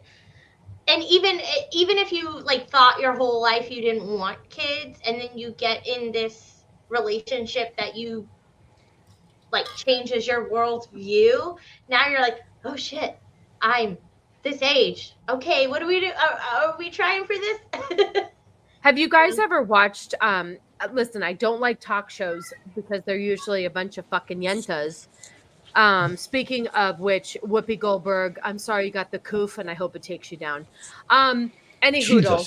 I can't stand the fucking View. There are a bunch of bitches over there, but I used to watch The Real, and Jeannie Mai was on there. She was an Asian girl who ended up getting divorced from her husband because the interesting thing was she never wanted kids, and they were on two different paths. Yeah. And I think that they had the same understanding when they got married, and then I think things changed for him, and he's like, no. Anyway, long story short, they get divorced. She ends up marrying somebody else. Yes. They had a baby because she had like a baby pretty quickly.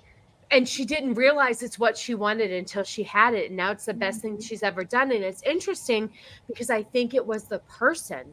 I think she just, but people do change and circumstances do change. And I just found it was interesting that she was really against having kids, and then until she found a different person. So I don't know.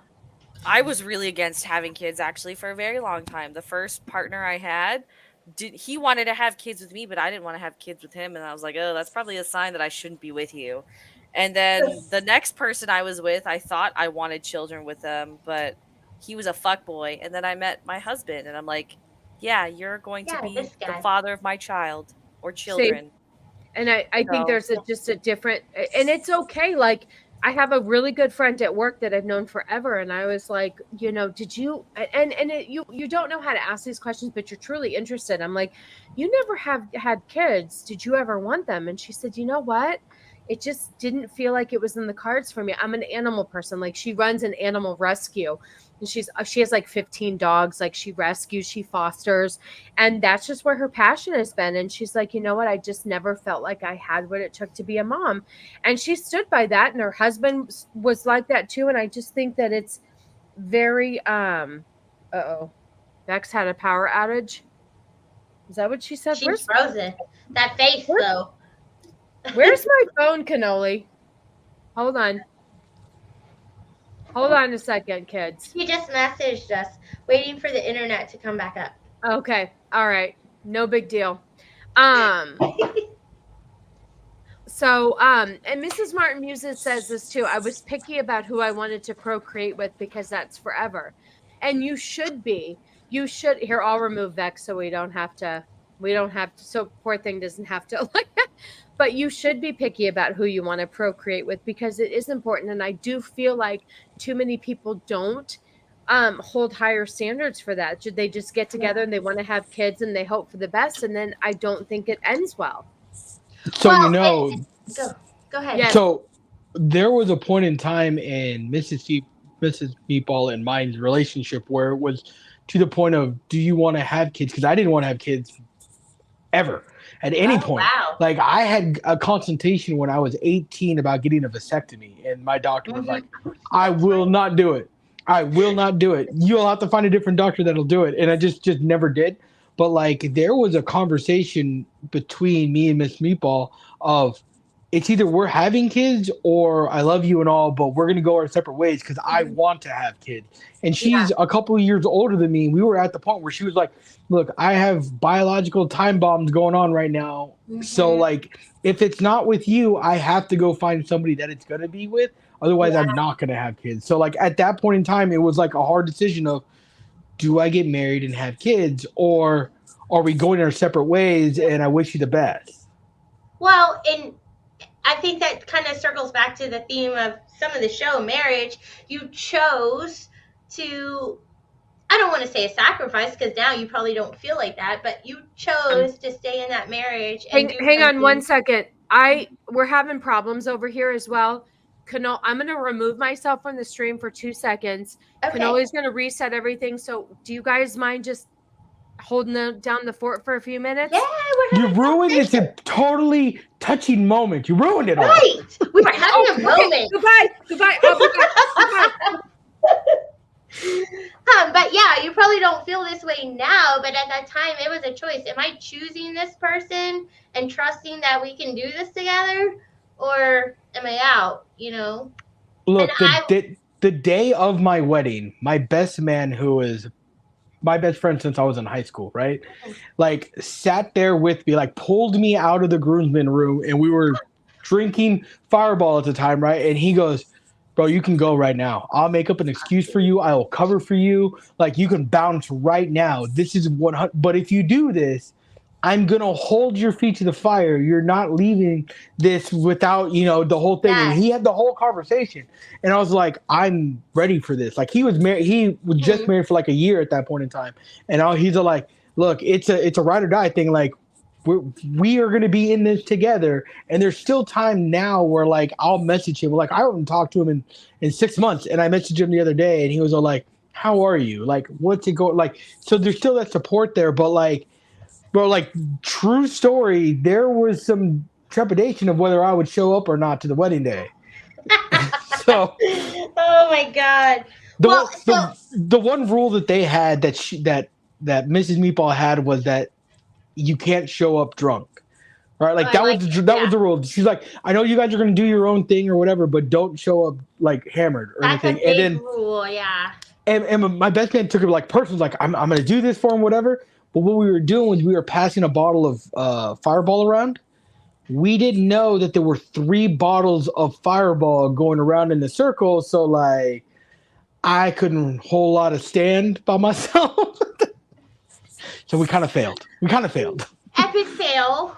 Yes. But hey, you took the advice seriously, and look where you are now, right? Like, this will be year 8 for us in December. And we were having a conversation of like, would you have done anything different? I'm like, sure, there's a lot of little things that you would do different, right? But like, I could not imagine my age. I'll be 36 later on this year. Like, I couldn't imagine being 36 in any other position than married with a child, right? Like, my life has changed so much. I could have done so many more things with a lot of money, but like, I would not have changed anything than what it was right now. Very nice.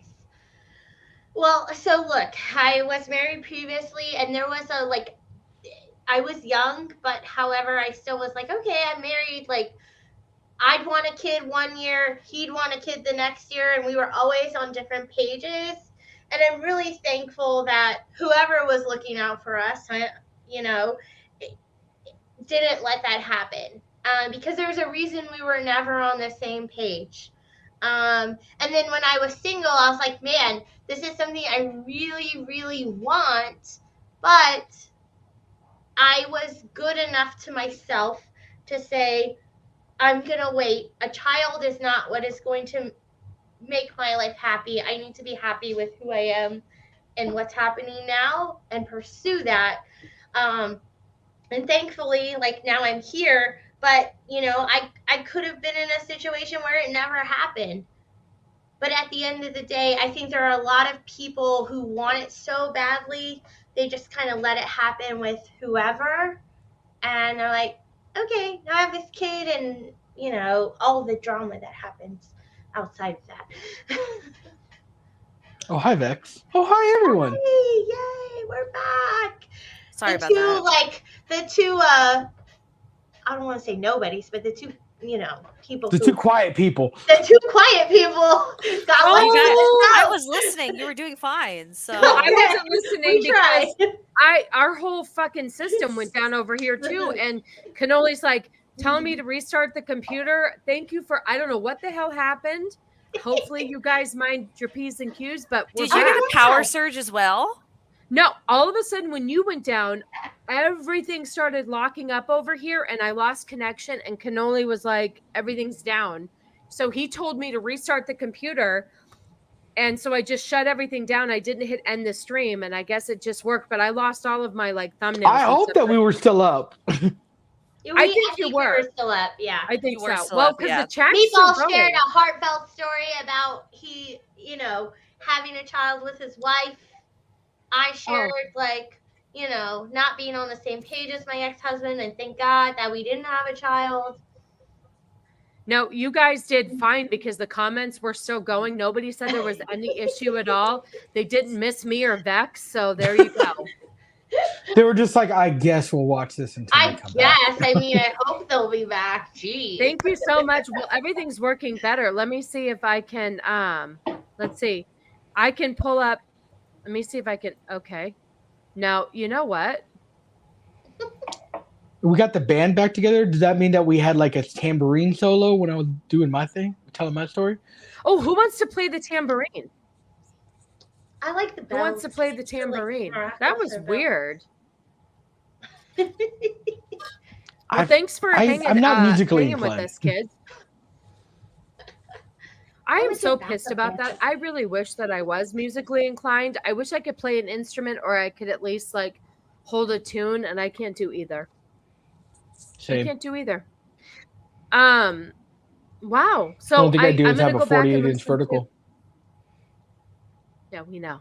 And you're how tall are you again? My driver's license says 5'8".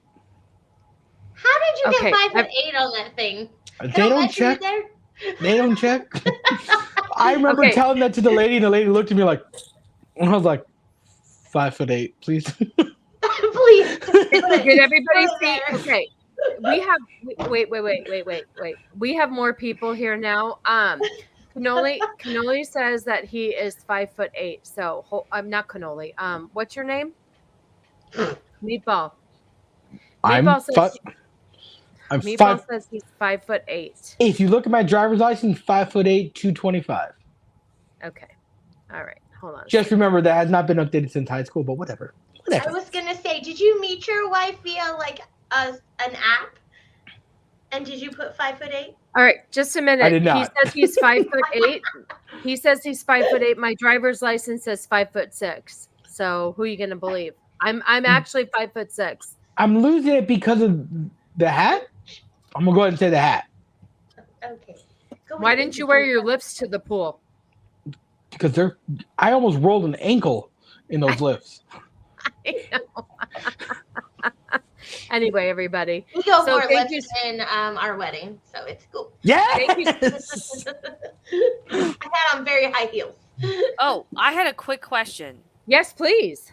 Meatball, did you bring actual questions or did you bring fucking nonce questions? What questions? Nonce. What was it? Sorry. British I don't know slang. what that is. Did you bring dumbass questions or actual questions? Look, it's not my fault that Cannoli can't read and has no ability to be able to ask questions and do interviews. That's not my fault. That's not my No, fault. Josh, I was in flat flippy floppies, and I'm 5'6". So there you go.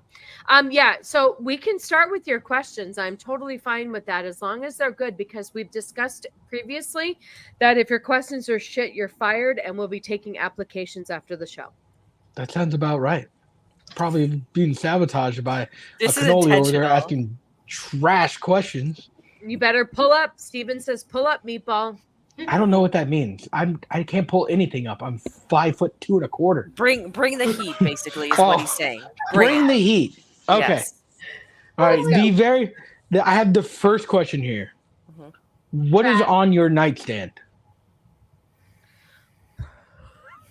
A What Glock? is it? You guys go first because I have a lot of shit. So No, whoever really. wants to. A Glock and a picture of me and Ego at our wedding. Aww. That's Just in a case she gets killer angry. combination right there. I like that. Yo, okay, one night Ego was messing with her, like trying to get the Google Home stuff to work, and our alarm went off at like 3 a.m. Both of us are out of bed in our like skivvy PJs, casing the house. It was terrible. It was so bad. And That's it's all so because dumb. this system's trying to log in. Good. Vex, it's your turn because I have a long list. So go ahead. Okay, so I have a few bottles of lotion. I have a little jar of Multiple Vaseline. lotions? Yes. Well, No, like you're back. one lotion is for body, and then I have like an itching one for mosquito bites, and then I got some aloe vera gel as well, just in case. And then I have like a hand lotion, so that's why I mean lotion. So they're different purposes. It's not like I'm Yes. just testing 7 different lotions. Yeah, no, they're all different Okay. purposes. And then there's Vaseline. Okay, but why are they on your nightstand? Like, do you put it on before you get in bed? Yeah, It'd be very sus if it was a male nightstand. yeah. Right. I put it on before I go to bed. Yeah. And then I have my clock. I have my fucking my hair, my scalp massager. There's the case for my glasses. Right now, my 3DS is there because I decided I wanted to play Pokemon again. My charger is there, and I'm reading through The Shining right now. So The Shining is Great book. I'm really fucking bored by it so far. I'm 22 chapters in and nothing has happened. Have you seen Okay. the movie? Yeah. That's my favorite book, by the way. I want you to know that. Okay. No, it's just like I'm waiting for creepy shit to happen, and like seriously, I'm 300 pages in, and like. Have you watched the movie? Yeah, I really like the movie. Okay. So he hasn't said, "Here's Johnny" yet? No, not even close. Not even close. Yeah, they're short chapters. The most memorable thing that's happened so far is seeing Stephen King describe what getting cummed in is like. That's, I think, the most interesting thing so far. Wendy lay there with her husband's seed still dripping between her partially open thighs. I'm like, damn, Stephen, you why you know that? What's going on here? So damn. The movie is better than the book. Stop with that. So I have so much shit on my nightstand that I actually bought like a little box to put it in. So I have one box with a bunch of shit on it. Then on top of it is another little box with a bunch of cough drops. On top of that is a little zippy thing that has all my nail stuff in it. In the big box, I have fake eyelashes, I have hair stuff, I have lip balm, I have my hair bonnet because I'm doing a hair journey. I've got hair serum. I've got a pencil. Hold on. Can I just ask, why is the nail stuff and eyelashes on your nightstand? Yeah. Exactly. Why is exactly. it in the bathroom or? Oh, Yeah, well, or a here's the thing. dresser. Okay, here's the thing. So I live in an older home, so my bathroom is like the sink, the toilet, and the shower in the master bathroom because it's an old 80s home. So Okay. there's not a whole lot of storage in there. So I have like this stuff. So I put everything in the, hi, Glenn. Thanks for hanging out. I have a lamp. Yes. And then I have way too much shit to even say what's in there. Oh, I have pimple patches. I have a lot. It's way. I feel like that should lot. be in the bathroom. Right. Yeah, I know. But here's the thing. My friggin' kid steals all my shit. That So makes sense. Yeah. I keep it in like a separate area, but I do have a lot of stuff. Oh, and sometimes like at night when I go to sleep, I have this on the side, and then I also have my phone on its charger. Yeah. But I would have to say I have probably about 20 or 30 more little small items in that little What's like in large the nightstand. dresser? what, Yeah. hun? Sorry, What'd you what say? did- No, what did Rose say? No, I said that sounds like a very large nightstand. Right. It's not. That's why I have a box where I put all the shit in it because I have my brushes. I have 2 brushes in there. Jesus. This is basically your bathroom counter. This isn't a dresser. Yeah, It it's feels like, like it. It is feels it like near it. the bathroom? I'm Right. so Did you- confused. Is your bed next to the bathroom sink? Yes. And Sharpie, it is a turlet. If you have watched The Sopranos, it's turlet. It's a guinea thing. You're right. You're right. So anyway, yeah, I have a lot of shit on my nightstand. If you want to know, Cannoli has a clock and a lamp. Oh, and his Nintendo Switch, he just said. So You mine is autist cannoli. Fucking get that switch off the nightstand. no shit, Jesus. So Those yeah, that pays no, attention to him. No, she's right. It is a vanity. If I had you're absolutely right. I'm limited on You space need a vanity. because Yeah. my kid steals all my shit. I'm like, the tweezers I use to put on my eyelashes are always missing. I'm telling you, once you guys, if you ever have a kid that is like of teenage age, they steal all your shit. It's obnoxious. You know, So you know yes, what you need? You need to get a fucking a lock. There we go. A safe. Get a safe and put I the think I'm stuff in going to there. do that. I think I'm too far sassy, way too much stuff. You know what? First of all, you can call my mother and she will not claim me because my mother doesn't approve of me. It's a true story. We'll talk about that on the Sunday stream. But you can call her and she'll say, Jamie who? Oh, sorry. That's my real. She'll go, I'm sorry. The cat said, "Mm-mm." She goes, she'll be like, I only have 3 kids. So any hoodle. Yeah, my nightstand, because it was such a shit show, I did have to get a little like organizational area for it. So there you go. Anywho, Okay. next question. We could go to the thrift store and get you a proper vanity and Right. get you set up. Yeah. No kidding. I agree. Thank you. Thank you. No, that's okay, Stephen. I'm very open about it. My mother doesn't love me. I wasn't good enough for her. It's okay. Plenty of other people love me. Beck's holding up her cat and saying, you know what you need? I saw this going a very different route. I love that the cat put its paw like on your mouth and it was like, shh. All right, He next does that a question, lot. Meatball. Let's go. What TV show would you recommend for someone to binge? Okay, these aren't particularly feminine question. You realize this show is called The Female Perspective, right? And I want the female perspective on what to binge watch, because I'm personally looking for something to watch. You're not going to like what I have to say then. Oh God. So, Oh, Mrs. C. I'll go first. I have 2, Criminal Minds or Siesta Keys. Did you say Criminal Minds with 24 seasons? Yes, absolutely. Jesus. What's Someone- Siesta Keys? I've never heard of that. Oh, thank so you, Nas. it's about these college kids who come back home for the summer in Siesta Key, Florida. Mhm. And some of them are wealthy, some of them are not, but they're in this big group of friends and they all fuck each other and have drama. It's a turn off your mind and oh my God, she did that. Okay. So it's like kind of like 90210, but in Florida. Kind of. Or like what was that other one? OC? Those see. Those see, yeah. Yeah. Yeah. With Lauren or Elsie, whatever. So it's enjoyable.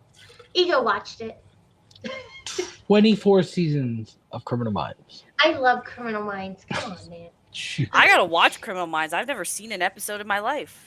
Me Well, I either, thought and I love that someone shit. recommended it to me. I opened it up and I go like play right, Mhm. and it goes season 1 of 24, and I was like, wait, what? What?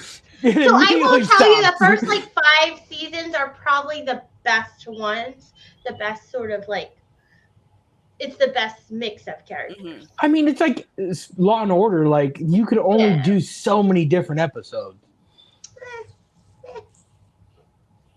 All right. Mrs. Go C. ahead.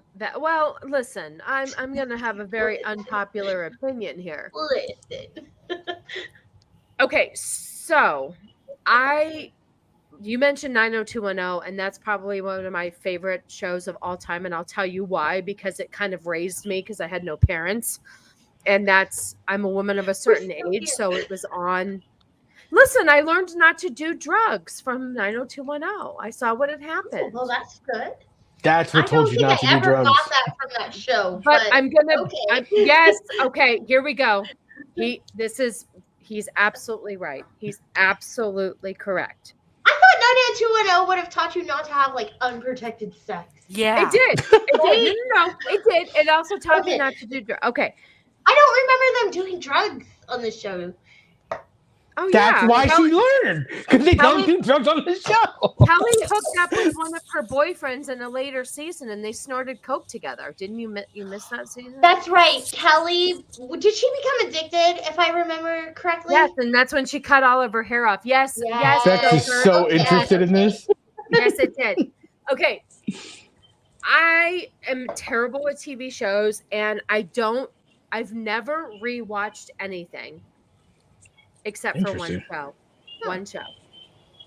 Now, I watch reruns of 90210, but I'm talking about like a show on Netflix or something where you can just binge all the seasons. I'm going to lose a lot of subscribers, a lot of followers, a lot of respect. Are you ready? Yes, we're waiting.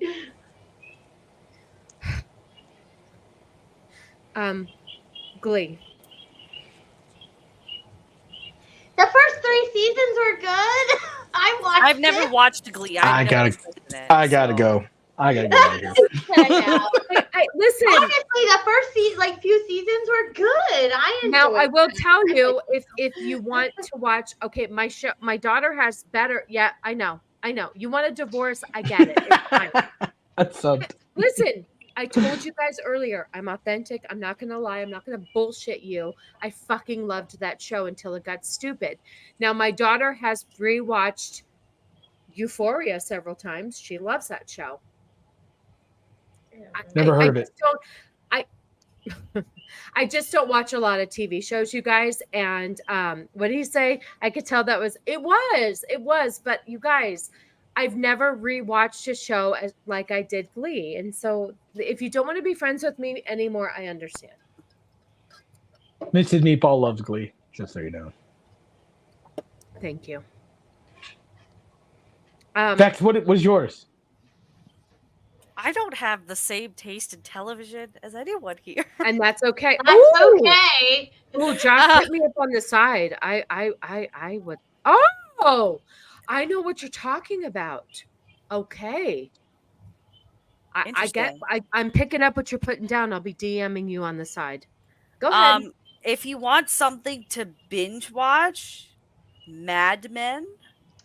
Yeah, that's probably better. I have seen that. That is fantastic.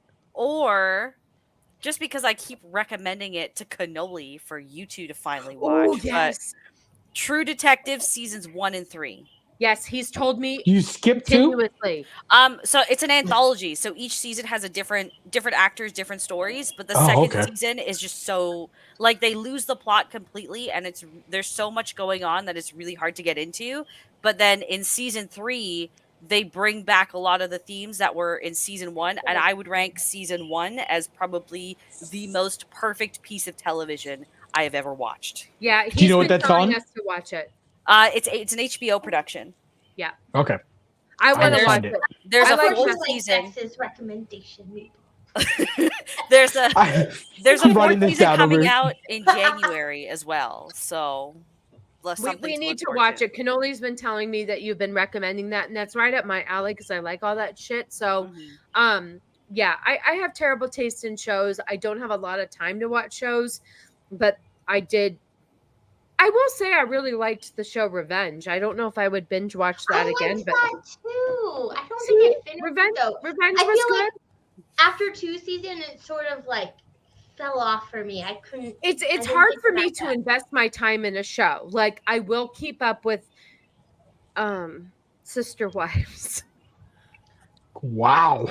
You guys, I watch TV on like Sundays. I watch TV on Sundays. It's terrible. And I watch it while I'm like cooking. And Tulsa King is awesome, Cannoli. Bex, do you want a minute to throw up, honey? Go ahead. I know. She's so Oh. so disgusted. I I know. have hiccups. Joker I got said hiccups. House of Dragon. How do you? I loved. Vex is actually like liked Vex House is of like, Dragon. how am I even associated with this girl? Cannoli, there's no saving you, bro. Get out I got while you can. hiccups. I got hiccups. Okay, hold on. It's okay. It's okay. Bend over and hit your back. Revenge was fun. I'll admit. Glad it ended though. Yeah, it's true. Too many, but there is a lot of shows, you guys, where I will bail when it gets too woke. But when I watched Glee, I wasn't in the same mindset that I'm in now.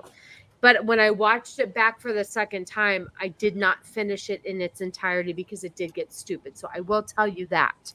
But I'm not one for binge watching shows because I just don't have the time. So I'm the same not a way. good It's candidate. like it's very rare that I'll come across and watch a whole show. But Yeah, oh, I'd also recommend Community if you want comedy. I heard that's really good too. I Did heard you that. ever like Fantastic. The Office? Yeah. Did you ever get into The Office? Didn't like The Office. Me Not either. really. Okay, I mean, I me like neither. the I memes and the jokes. Right. But- I liked Parks and Rec better, which is the same formula, but I thought it was better. Really, I don't Yeah. like either of them. Oh my really. God, she's right. I drop shows like a girl trying to rack up a body count.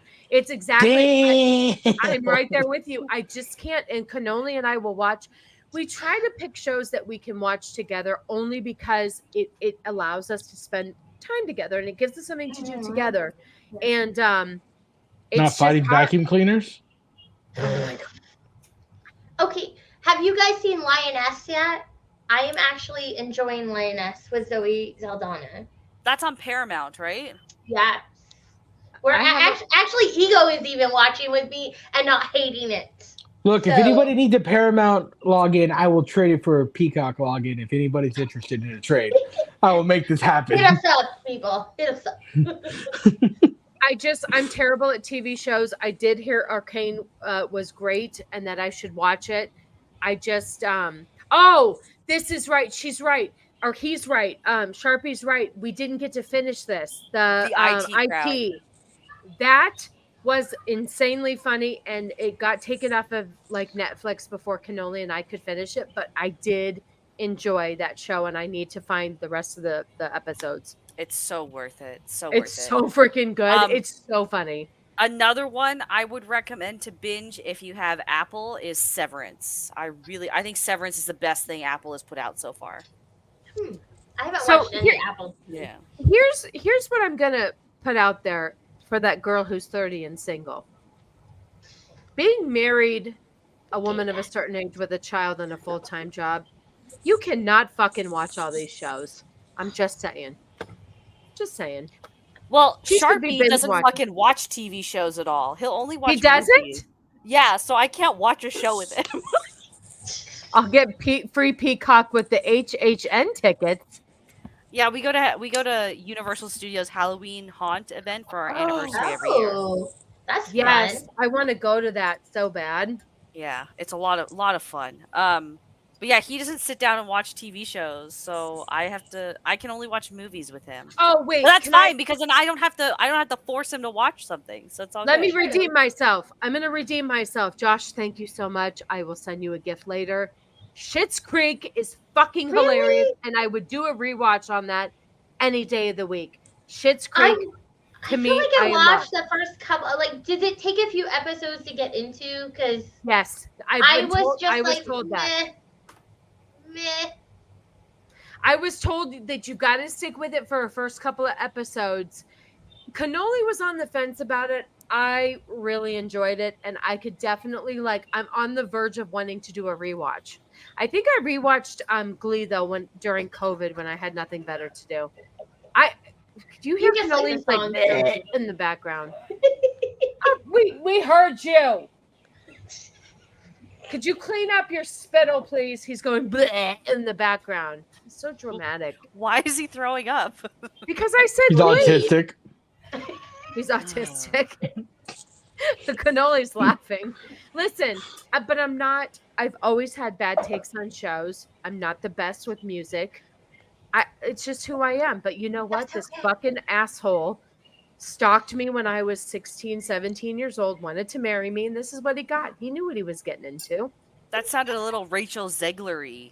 Right? Well, I was, Damn. I was also, we were only a Blink year it- apart. so Blink it's 3 kind of- times if you need help. Yes. Oh, you know what's funny? Okay. The Terminalist or the Leftovers, cannoli loved. He absolutely loved it. The Terminalist, yes, 150%. And by the way, I started Jack Carr's new book, Meatball. Fantastic. Did you read it?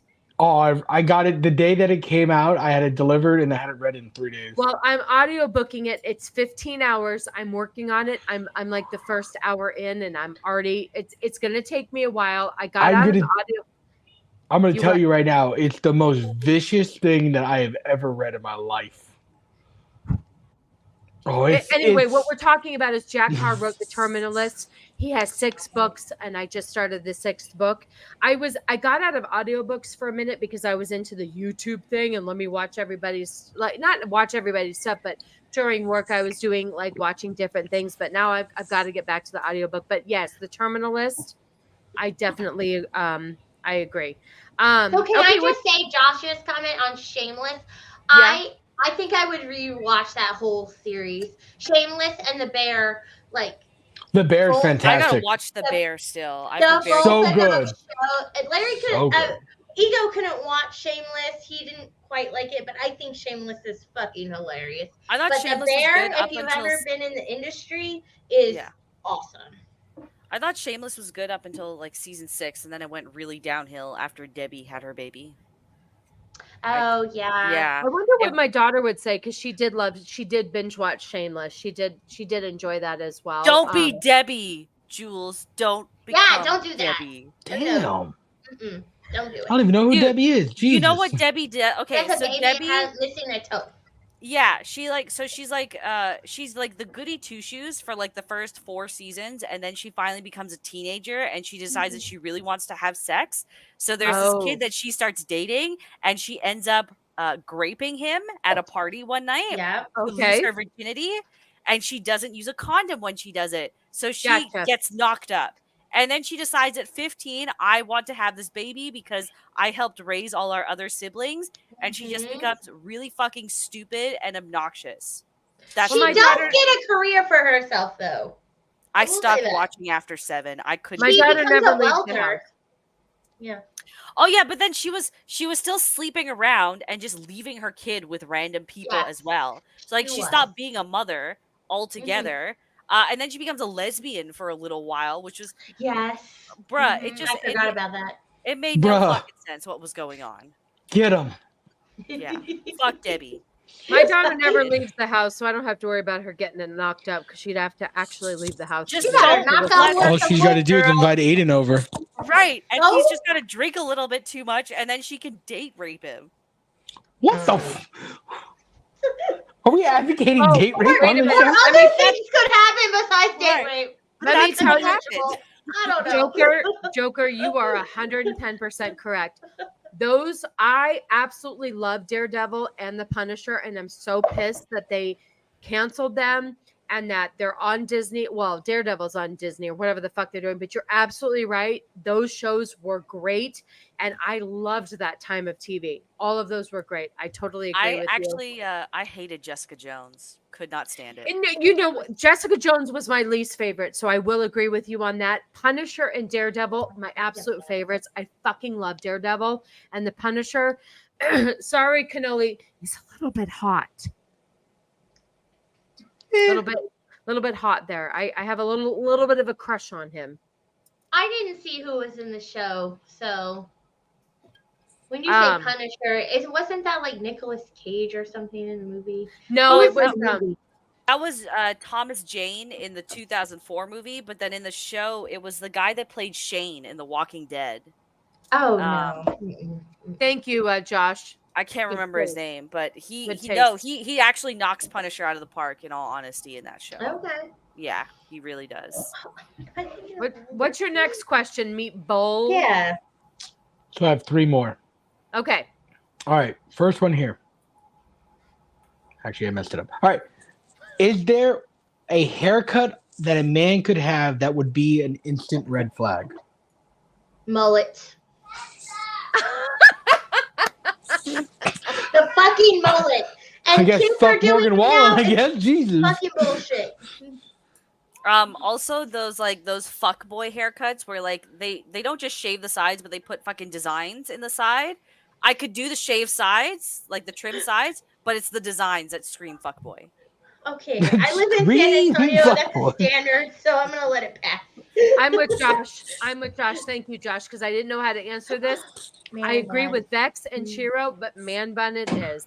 That's a good one. Yeah, Guys with long hair are my fucking kryptonite, even though I know it's a fucking red flag. Yeah, but it's long hair. It's not a man bun up. Yeah, But they'll put it in a man bun. Like my husband puts his hair in a man bun. Sorry, so Sharpie. Does he live in a man bun? I'm so disappointed in you, Sharpie. All he does. No, it's like, well, he cut it short for our wedding, and then he's just grown it out ever since. But I mean, one of the things I found attractive about him when I first met him was the fact that he had metalhead hair. I was like, oh, that.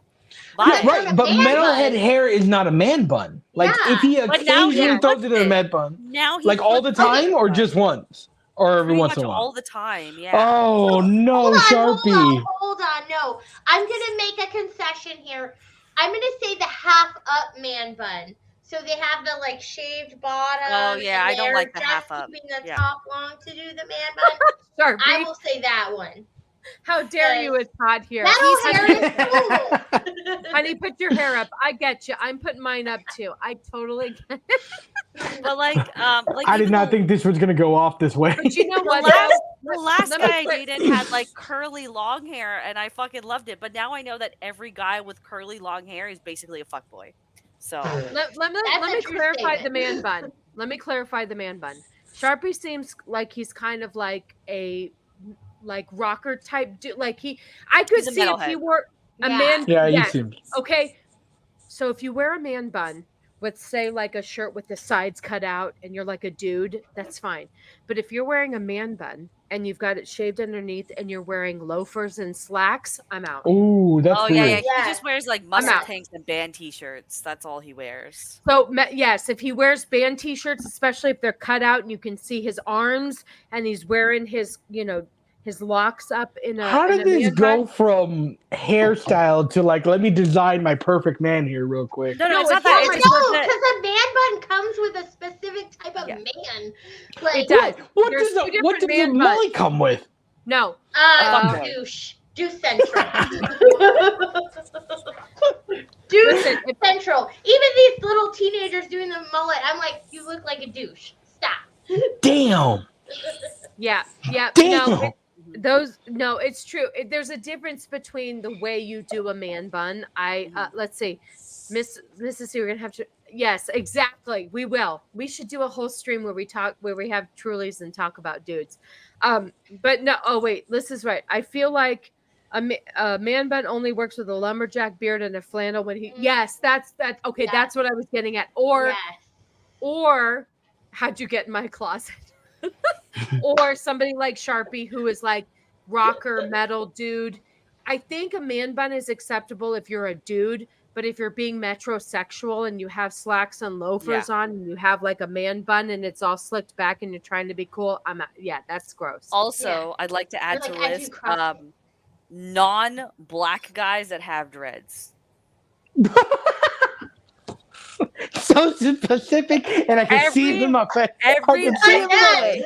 Listen, every white boy I've met with dreads has been a fuckboy. It's a red flag. Well, and they might not bathe. Like, I just feel like not bathing comes with that hairstyle on white men. Mm-hmm. Good Lord. All right. It's not happening. So, Tim, Meatball, you're really at 5% battery. Get us the next question then. I can't even rely on you. Don't you have a charger? Jesus, come on. Here's the problem. Yes, but if I plug the charger, you're going to have to pull my headphones out. Then pull your fucking headphones out. And get an adapter that has multiple USBs, bro. Cannoli, get on this. I will pay you money.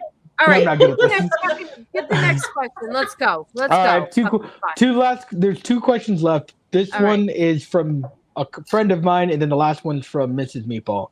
So this one from a friend is, did you have a reputation or rumor about you in high school? If so, what was it?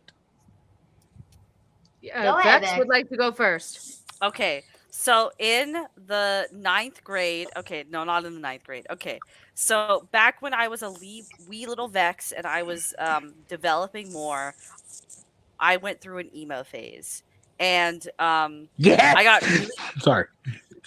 I got really into movies in high school. So in 9th grade English, we had a teacher that like basically we just watched movies and then wrote essays about it, and I really liked that. So like I would talk to the teacher like after class about like movies that he was planning to show us and everything. And then for a brief time there was a rumor that I was sleeping with that teacher. That's a good one. Yeah, but that it's just because I got really into movies at that age because I just got my first computer as well. So like I was able to, before the internet was more restricted, it was so easy to find, bootleg movies and all that stuff. And he knew a lot. Called LimeWire.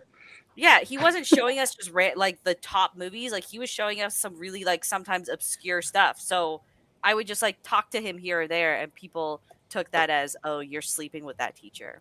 Yes. So, wow. Kind of sucks for that teacher that rumor's going around.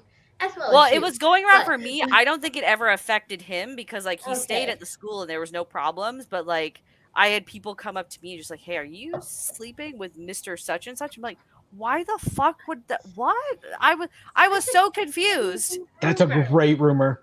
That's fantastic. Terrible rumor. Terrible. Shiro, do you have one? No, because all the rumors were true. I'm a terrible person in general. Damn. To like when it comes to like dating, like I would have boys are interested. I'm like, yeah, this boy likes me. I'm dating him. And then people would come up to me in school and be like, so I heard you're dating so and so. I'm like, no, I'm not. Like I would straight out deny it, and then they would break up with me. And then there was also like, well, she doesn't put out, and I didn't. So not really rumors. I didn't have any rumors. That doesn't make you terrible, though. Yeah. Well, I was terrible in the sense that I said yes to these boys. Like, yes, I want to date you. And then one person literally would ask me about it. And I'm like, why are you in my business? No, I'm not dating them. Mm-mm. Gotcha. No. I think the only rumor that was told about me, and Cannoli can back me up, is that somebody I was dating, because I wouldn't put out, said that they had sex with me at a park. What? Was it a nice park? Was it good? On the slide? Where? Like, It was decent, but the problem is that I ended up not putting out for this person and got broken up with, and guess who picked me up when I was down? Of course. Of course he would. My Mr. Cannoli. But yeah, there was that little bit of Simp Cannoli. But that was the big thing, though, is I got broken up with a lot because I wouldn't put out. Yeah. So I have a quick story for this one. The person that wanted me to ask this question because I had to tell this story. Okay, tell me. So I played high school football, high school lacrosse, and high school baseball, right? Like, I'm not saying I was a big deal, but I was a part of that crowd, right? Okay. My best friend was a girl that was in the band, right? Oh. And so one time at band camp? Right. Okay. So the summer between our junior and senior year, we tried to date each other, and it just didn't work out, right? Like we weren't anything other than friends. Well, people found out about that, right? And asked her about the whole thing, and she spread the rumor that I was hung like a 1-liter bottle of Pepsi. And that it was like, she said the reason why we went our separate ways was because she physically could not handle it.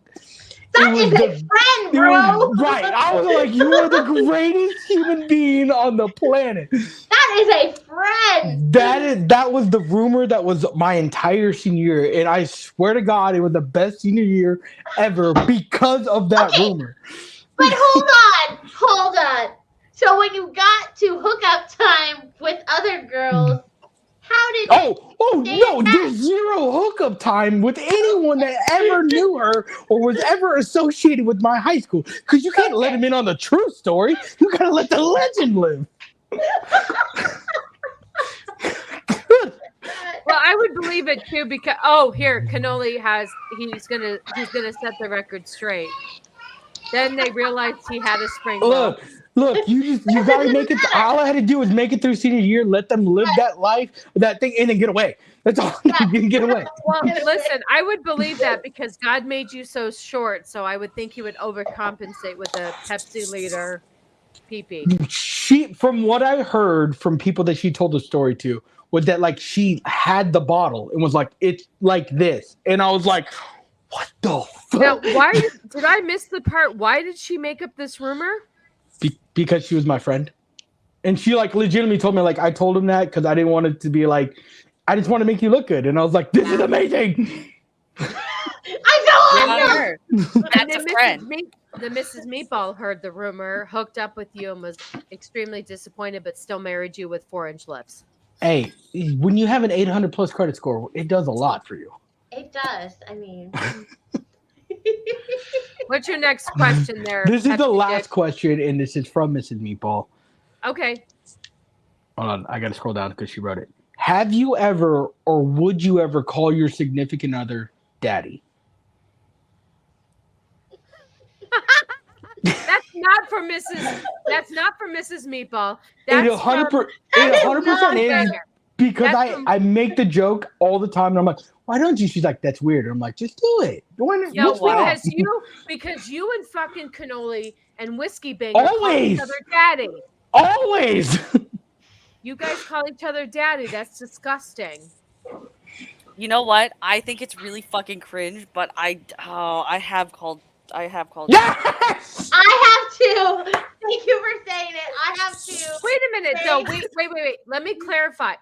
And Did he just dip after his he question? died. No, Yeah, and his because- phone died. It died. First of all, if you're going to be on a fucking podcast, make sure you have what you need. First of all, this is not from me. I don't understand where that came from. I think Cannoli's locked in under me. No, wait. Didn't he said? Oh, okay. I called you. Here's the thing, you guys. Fucking Meatball is retarded, and he doesn't even know how. I will call Josh daddy, and it's fine because Josh can be my daddy. Yes, you're right. The timing of the dropout was perfect because his phone went dead. Oh my Here, God. wait. He just texted me. Hold on. Let me tell you something. The How are you gonna ending start a was perfect. podcast with fucking 20% battery? Like, what the fuck? man? Right. Come on. What the hell, Listen, bro? listen. I don't. That's not a. He's fired. Tim, you're fired. You're fired. And he actually brought some decent questions because the last 2 months he was slipping, but Yeah. this week they were okay, even though they I weren't like agree. female oriented. But I don't even know what to do with him. I don't even know what to do with him. What was the last question that he it asked? was like, would you ever consider calling your significant other daddy? And I Well, started okay. shaking my head no, and then I realized I have in fact done that. But wait a and I still minute. think it's great. And this is where my follow-up question came from, but he was gone. Oh, bye, Joker. Thank you so much. Cannoli said his phone pulled a Kurt Cobain. Oh, jeez. I think Courtney Love would have had to be present for that then. But what context do we call them daddy? Like, is it in the bedroom, or is it like if he took out the trash, you're like, thanks, daddy? Nope. I'm gonna go with bedroom. Okay. Yep. I have never Yep. said anything about daddy in the bedroom. I'll be honest. It just doesn't come up. It It's just not, slipped out. In all honesty, it wasn't intentional. That's okay. That's Yeah. okay. It's fine. I think I would use daddy. I think I would use daddy. Oh, yes, you can confirm. Okay. So yeah, I've used it. It was a little awkward after R. Kelly. We were like, we probably shouldn't say that. That's weird. And then, it is what it is. Sexual things with your partner. Do it. Listen, he can't control everything that we say, but I just think daddy in the bedroom to me is a little bit weird just because It is very weird. But I don't have a 100% relationship with agree. my dad, so maybe that's okay. I don't think of it in as like a father figure. It's like, someone might be dominating you. So. Yeah, it's more the dominating, not a Yeah. father way. Yeah, it's not like I'm into Yeah. my dad. I have nothing against it. I just don't think I've ever had the inclination to say it, but I'm not against it. Whatever floats your boat. Who are we? I mean, to what judge? else would you say instead? I don't like in that Master. dominating way. Other people's names. Whatever. Well, it's just like it was like he said something, and then it was like my brain was just like, oh, I guess I should say this, and then I just kind of slipped out, and but I've never had an inkling to like that. Like it's never been a thing I dug. So Yeah, me either. It's Yeah, never. no, Yeah, it's just like- I agree. I agree. In the moment when someone's being like the dominant one, the man is like that's an easy go-to. mhm. I can't even believe that Henry Cavill has been our fourth person. That's his dream. Get the mop ready. She's like, yeah, daddy. Oh my god. Oh Jesus, I can't even. Well, that was a really interesting show. We went over about 1% of what I had to talk about, but you know what? It was a great show. And we had internet Oh issues. wait, but hold on. We didn't talk about. It's in the title. We have to talk about the California Yeah, we Transgender Month. Didn't talk about it at hold, all. please, I've got to pull this shit back up because oh crap, it's not in there anymore. Hold on, I got to go to my Twitter shit. Twitter because- DMs, yeah. Yeah, you brought it up, and hold on. I think the Trulies are starting to hit, so hold on a second. Well, you are squinting your eyes more, so there's the. Is that my tell? Yeah, you did this. And What you're I love that. looking at. Beck knows my tell. oh my god. What are you saying? I turn Chinese. Yes, turn Chinese. Yeah, you do fucking this with your eyes when you've had. Hello, teenage everyone. relationships. Let me tell you. You want petticoat $5? I do. Oh, flower for you $5. God, we're gonna get kicked off the internet. I'm already That fucking wasn't a canceled. cue to Someone is getting daddy tonight. Listen. I go get my nail done tomorrow. Actually, $5 for you. I do flower for you $5. I actually do it better when I'm not. Hey, your friend, what is happening? You think there's fucking 8 people watching, and the 8 people watching are the ones that really are the true OGs of this, and they won't fucking give a shit. See, and here's the thing. Can I just say something? Fucking Nos gets really pissed when he doesn't see a drunk sassy. Where the fuck is he? He didn't see a drunk sassy on Bagface's show when I was 7 Trulies in because I had a really fucked day and I ended up drinking my sorrows. Pull him out. So Right? you know what? You snooze, you fucking lose. But Josh is here, so all right, hold on. Hold please. Are we gonna? Maybe I'll pull up this Joe made article. fun of me for finishing a bottle of Secco, and I asked for another drink. And he was like, "I don't know what to do." Where the fuck is he with your drink? Well, it's here now. Please help you from what? You don't want to be groped later? Oh, she's like, great. She's about that life. Groped? I don't. Canoli's calling her daddy. All right, so here's what we're doing real quick. Let me share this. Oh, that's not the right thing. This is what happens when we go 2.5 hours, you fucks. We didn't do this. What do you expect from me? It's truly the female perspective. What do you want me to drink water? Yeah, that's what I do. I drink water this whole show. Vex stays sober. And that's why you make sense. All right, so apparently, did this just happen today, Vex? It was, I think it was like, it started popping up in the news Wednesday, some of the articles, Yes, but I guess it and was the- confirmed today. And the funny thing is I was looking back through my Twitter feed, and I do want to share this really quick. Okay. Earlier this week, this did come up, and I was talking to a fellow. Hold on, just a moment. A fellow Twitter person. Oh, here it is. Let me share this screen instead, because it was starting to come out. Hold on. Oh, fuck you. God damn it. Hold on a second. Sorry, all the Christians I offended. So earlier this week, this did come out, and I did post about it. And they talked about, this was on September 6th, and they talked about California assembly members push for a state to adopt Transgender History Month. And I put what a month for our military? No, not brave enough to get a month. And somebody had posted on here that said that I second this. My grandfather, my father, my mother, dozens of people I have known sacrificed so much for this country, and they deserve more than a day each. Veterans Day, Memorial Day, and Armed Forces Day. Was cult of pride debauchery demand for a second month. So I was upset, and this was starting on September 6th, and apparently they did push this, today? Yeah, it was finalized that August moving forward would be recognized as Transgender History Month. So that means that we have June, which is Pride Month. Then August is Transgender History Month. And October is Gay History Month. 3 months of the year dedicated to this now. So California became the first state in the nation to make history with the trans-identifying community on Wednesday by officially recognizing the month of August as Transgender History Month.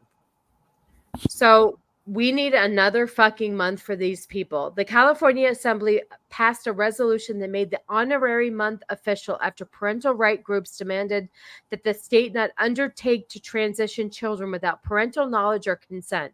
Many parents in the state have opposed laws that bar educators from telling parents that their children are gender transitioning at school, as well as legislative changes that paint a parent's refusal to allow their children to undergo medical gender transition as abuse.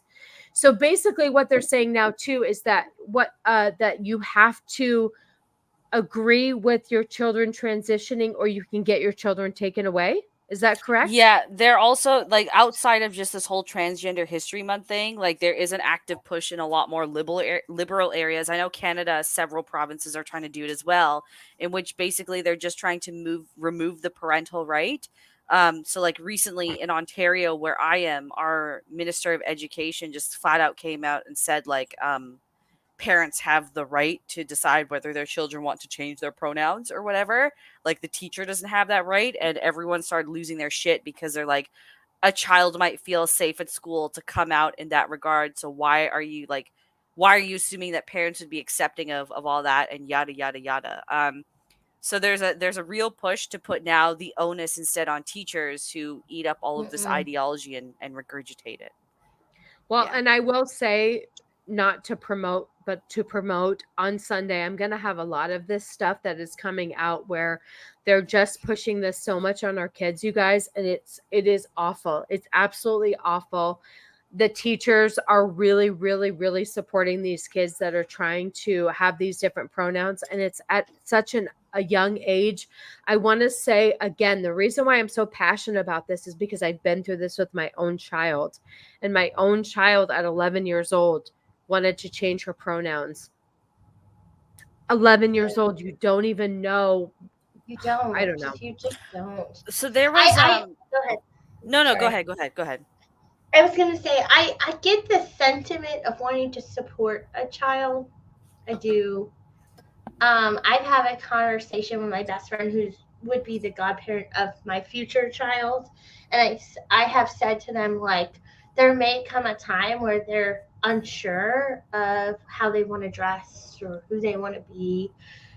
It's okay to let them explore that, but if I'm not here and you're in charge of my child, in no manner or in any world are you allowed to let them alter their body to explore that.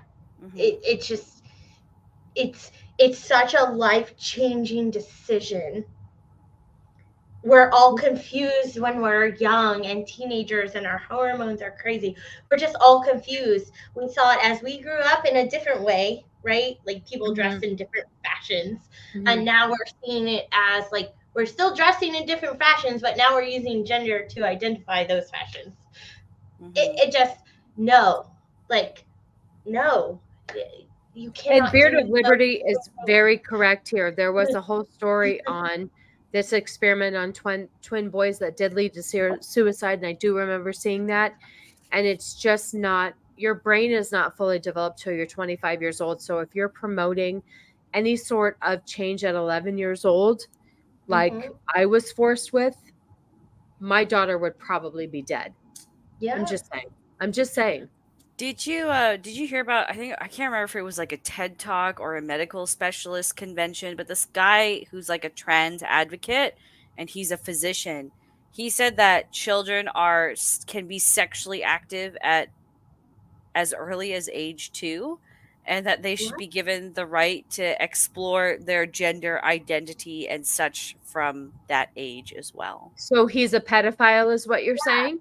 Yes. They're not sexually active. They're curious about their body parts. Yes. They want to know what's happening. I have a buddy who, for all intents and purposes, this kid is my godson. He's 2 or 3 now. And he just recently was like, oh my God, Mom, it's getting big. What's happening? You know what I mean?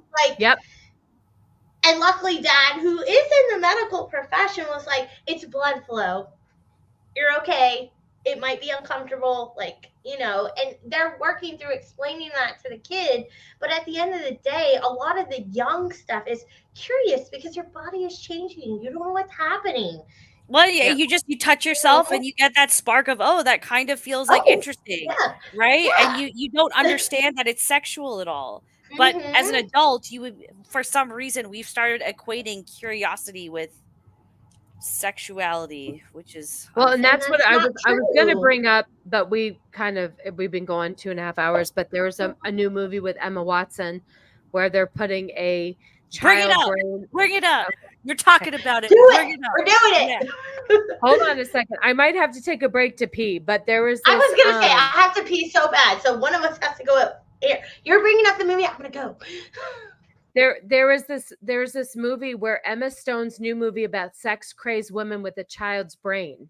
Have you read about this? I have not heard about this at all. This happened while you were gone, and yes, thank you, Emma Stone. I keep saying the wrong name. Cannoli helps me out. This is why I keep him around.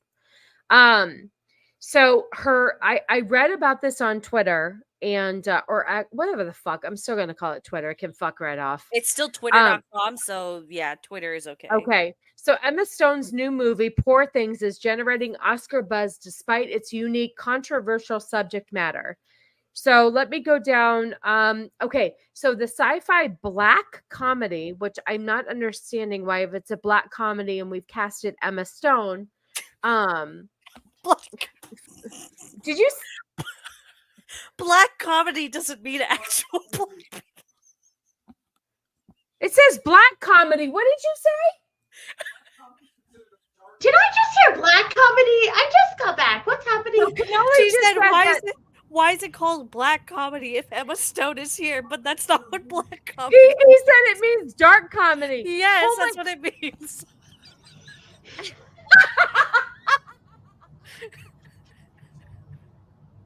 Oh my goodness. Oh my goodness. Listen. I did not fucking realize that. This is what happens when you watch Wait a minute. Wait a minute. I'm offended. Why are we calling dark comedy a black comedy? That's the term. That is the term, black comedy. Jesus Christ. I came in on the wrong part. Glee and Trulies. What the hell is wrong with you? You gotta read a fucking dictionary. This is our best episode yet. Now, officially. Why I have to jump on and explain these things? Oh my God! Oh, it's a real issue. She's white. You know what it means? They don't call it Caucasian. They don't say it's a Caucasian comedy. She's gonna piss herself, man. Go to the bathroom. Oh, that's a Caucasian comedy with Jamie Foxx. Wait, would a white comedy be like a children's comedy? Yeah, would it be a happy comedy? Fuck. Okay. Henry Cavill's upset. Thank you very much. I love black people. I'm not being offensive. I didn't know what. I love black people. Wow. Are you gonna tell us how many black friends you have now? I don't have any in real life. You like black people? Name 5 black people. I had one black friend, and he came to my wedding, and he decided that he would think it would be funny to tell everybody he stole the silverware, and it was in his check. Goodness gracious. Okay. Okay. So, my And God. no, he also did the Carlton dance for Fresh Prince at my wedding. Good God. the sci-fi black comedy is based on Alistair Gray's 1992 novel of the same name. It follows Stone playing Bella, a Victorian woman who dies by suicide, but is then brought back to life by a scientist who is also her guardian. Dr. Goodwin Baxter, William Defoe, revives her by implanting the brain of her unborn child into her body, which effectively makes her a child with a woman's body, and she becomes sex crazed from this. Right. Keep going because it gets better. Okay, things become creepy as Bella discovers a preoccupation with sexual activity despite still having a child's mind. The story is essentially a retelling of Frankenstein, but with a heavy dose of graphic sex scenes.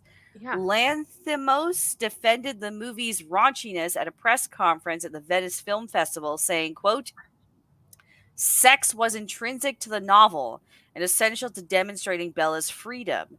It was very important for me to not make a film that would be prudish because it would be completely betraying the main character. So we had to be confident Emma had to have no shame about her body, nudity, and engaging in those scenes, as she understood that right away," he said per Variety. Quote, "The great thing about me and Emma is that we have made 4 films together. There is a shorthand and we can communicate without having to explain or talk much about things," Lanthimos said. "As soon as I started saying something about sex, she would say, 'Yes, of course, it's Bella. We'll do what we need to do.'" Poor Things is currently has a 100% critic score on Rotten Tomatoes, which we know is a fraud with the whole thing that's happening now, with reviewers calling it, quote, "a unique piece of artistry and flamboyant, florid, fantastic, and freakish." Despite critics praising the movie, there were several people who were disturbed by the premise. Warning Hollywood added again with prestige kitty prawn, one ex-user shared. "With the body of an adult and the brain of a literal newborn, she does what all newborns do. She becomes a nymphomaniac and prostitute, of course. There are graphic sex scenes between Stone, playing a baby who can barely talk and walk, and Mark Ruffalo, and the commie Disney star. I forgot, can newborns consent to sex? If they're smoking hot babes, they can." There you This go. is a really What? weird premise. Like, why is it Yep. specifically the brain of a newborn that has to go in Exactly. there? Exactly. And on top of that, how is a newborn's brain is much smaller? So how is it fitting into the cranium and not just like juggling I around? feel like it's very technical. It's um, disgusting. This is what I'm talking about. This is what Hollywood's doing now. When does At this the movie end of come the out? day, it's a Let me child's see. Hold on. mind.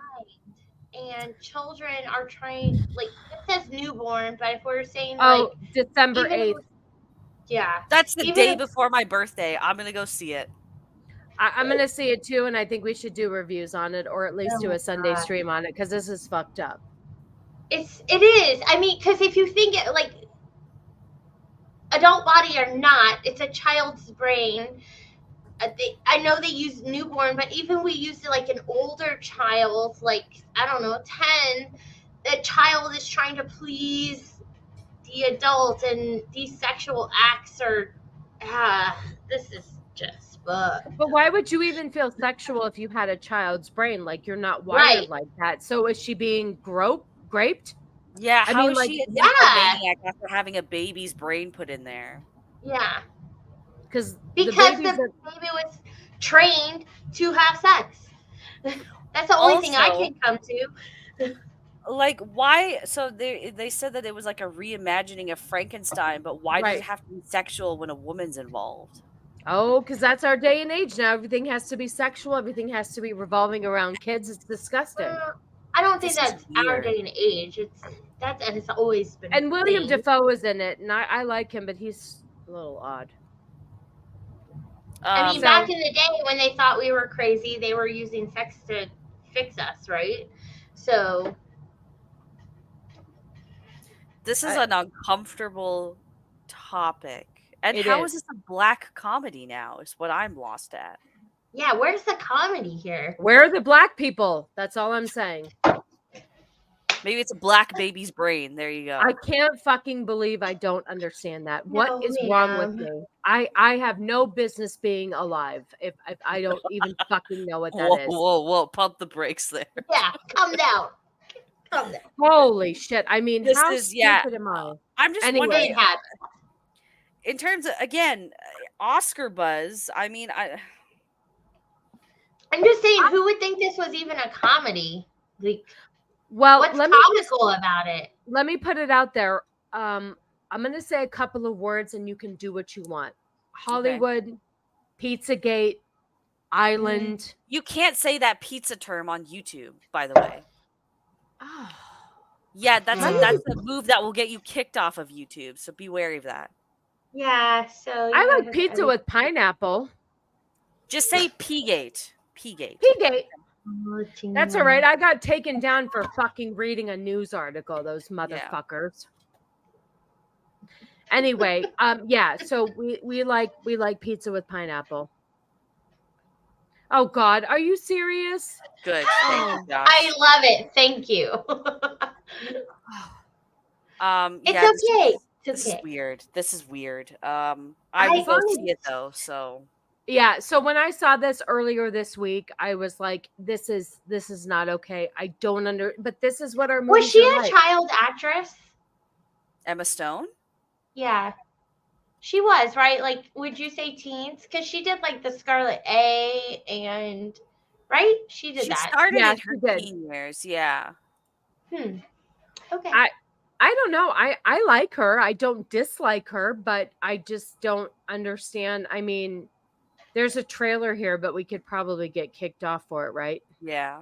Yeah, don't do it. Also, I'm this is just trying to come to a conclusion in the fact that, like, she started on Hollywood in her younger years, and now she doesn't see an issue with this movie at all. It's also that, like, this is what she decides to pull the nudity card on is the other thing, which I find is really weird. But Yeah. in terms of the whole growing up in Hollywood as a child thing, most of them don't see it at all. That's why you have all these child actresses that are so fucking fucked up as adults. Yeah. So they're exposed to this shit young, and they just don't. Right. It's seen as normal moving forward. Well, I think that's what I'm getting at. Like, she seems she just seems like she did this movie. She's going to promote this movie. It seems like she thinks this is a normal thing. Everybody and thinks everything is, it's all artistic though, Shiro. That's the thing. Everybody thinks this is artistic and I'm making a point and it's beautiful and it's this, that, and the other. So maybe that's her. And it's also a paycheck. You know, the things people do for a paycheck.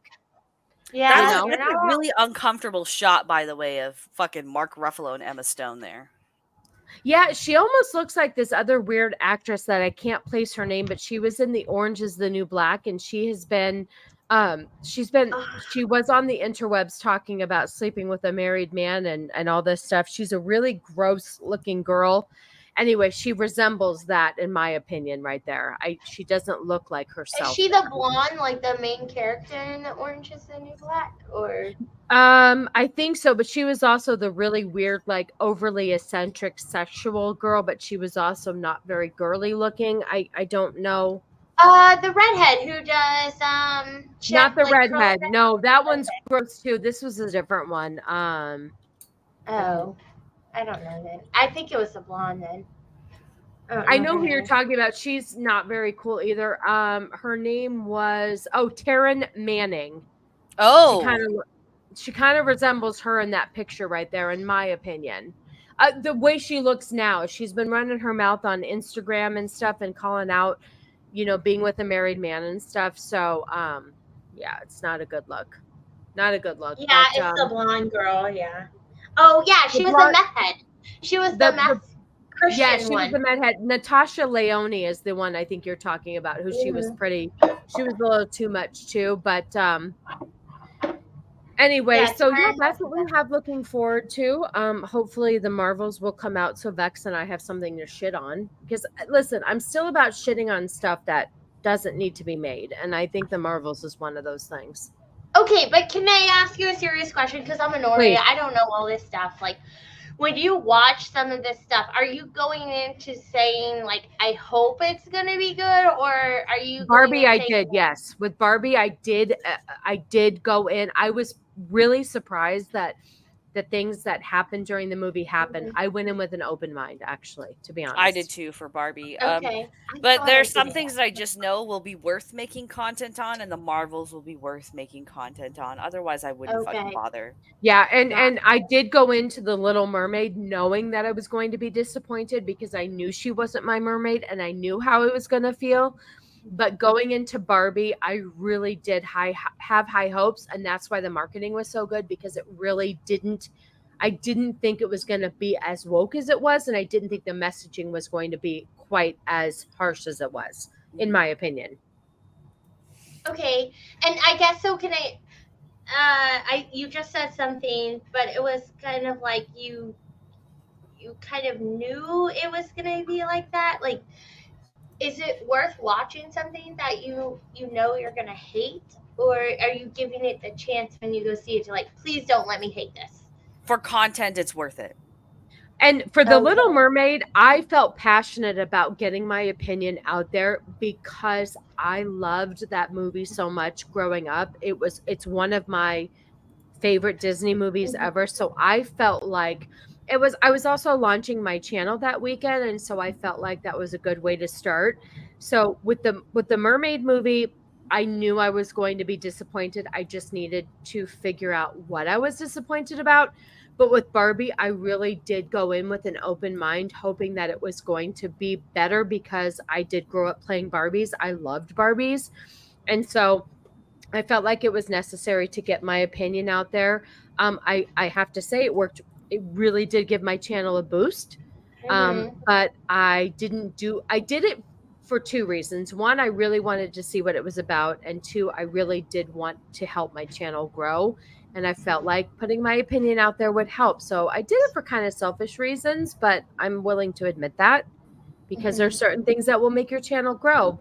But at the same time, I gave my honest opinion on both movies, whether people agreed or not. I did not go, oh, this is a great movie, feminism. Oh, it's wonderful. And no, we don't need men. I was like, no, we need men. We should be married if we want to be married. And we can, as strong men you can still be a strong woman by having a strong man. So. Yeah, I'm asking these questions because, I don't make content. But earlier in the stream, we sort of started with kind of like, I don't know, I'm going to use the term loosely, ragging on these people who are just making content to trash on it. Like, yes. Is that what we're also doing with the Marvel stuff because it's good content? Or I don't know because I don't make it. I'm asking. I think that my content is strictly about making women look like shit and putting women in these roles where they're not used to their best of ability. So if the Marvels movie comes out and it really trashes women and makes us look bad, then yes, I will talk about it. But if Barbie was really a good movie, I would have talked about how great it was. I would love to find something that I think is really great and something that we should watch. Unfortunately, this day and age, everything being put out there is not pro-women and it's not the best of content. But yes, I'm only doing it because it's how I feel. I don't care if I get clicks anymore. Barbie did help me with my channel, but I did not back down on my opinion, hoping that people would be like, oh, I should say this because of this. Right. I said what I wanted to say, and if people agreed, great. But I saw Barbie because I'm only going to say things that I feel like go with what my channel message is, which is making women great again and making women strong, independent without having to bash on men, if that makes sense. It does. And so we talked about the Barbie, but what about Marvel? Like, Marvel, I don't know anything about. I feel like I need to educate myself, but I feel like it's just going to be a shit show. And yes, it would be interesting for my channel. Vex, how do you feel? Because you know a little bit more about Marvels than I do, don't you? Oh, it's meant to just be women above all. It's just a woman power movie, but No depth really. So I'm literally going to see it just because I know it'll be good content to deconstruct. And additionally, I'm sure you guys have noticed that most of the people that criticize all this like female stuff or whatever are men. There aren't a lot of Yes, women actually exactly. That's criticizing where it. we're coming from. Yes, she's So right. it's like Gotcha. that's the unique perspective and the angle that we're coming from is that we're now women. Like even Barbie, look at all the people that were deconstructing Barbie and they were mostly dudes. I didn't see a lot of Yeah. women that were Gotcha. like Right. deconstructing Barbie at all. So that's the unique angle we're kind of bringing. Coming at. Okay. Yeah, and I That think makes it's to make women look better than these movies are portraying them to be. Like, I feel like Barbie made women look like shit, and I didn't appreciate that. And Wine and Dissent is right. I think it's important to deconstruct good and bad media in good faith, but watching something with the intent to hate on it is not that. And I agree with that. However, I will be honest, I don't think I'm going to go into the Marvel movie with high intentions of actually liking it. I think Brie Larson is hateable. I don't think the character is very likable. So I don't think that I'm going to go in with a positive spin on it. However, I could be pleasantly surprised. You know, when I first came out of The Little Mermaid, I had a lot of different feelings and I had to sit on it for a minute until I realized exactly where I was coming from. My initial review of the movie would have been much different than the review I put out. I know the Yeah. Marvels is going to be shit, so I have no because I didn't like Captain Marvel. I thought Captain Marvel was a pretty boring movie. There was nothing interesting about it, and they were same thing, just trying to put the whole girl power thing, but it didn't make sense at all for the character or the plot and what they were trying to introduce.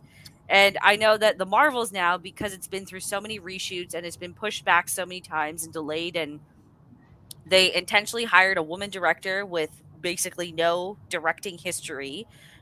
They've rewritten it so that Brie Larson is not even the main character of the movie anymore. They've intentionally introduced two non-white characters for the diversity check marks.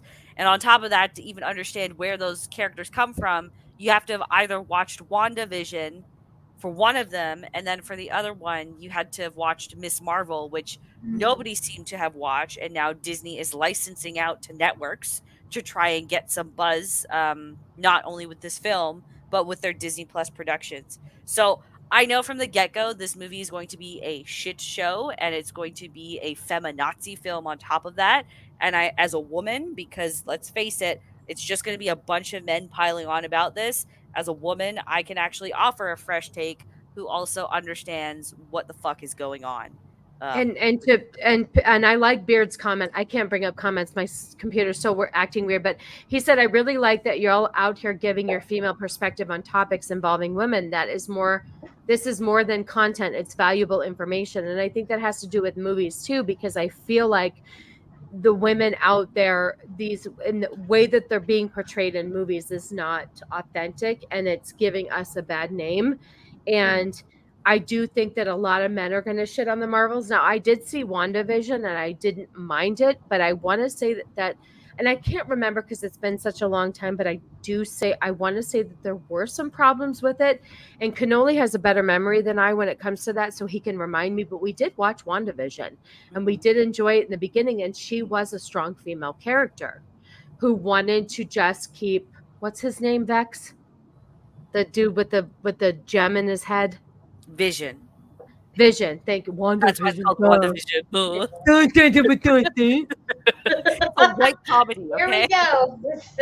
There we go again. Black or white? Fucking shit out. What's the guy's name? Oh, it's only in the title, stupid. But she wanted to keep him alive for her own selfish reasons. But I didn't mind that too much anyhow. So I think, yes, we do tend to shit on content, but I think it's also content.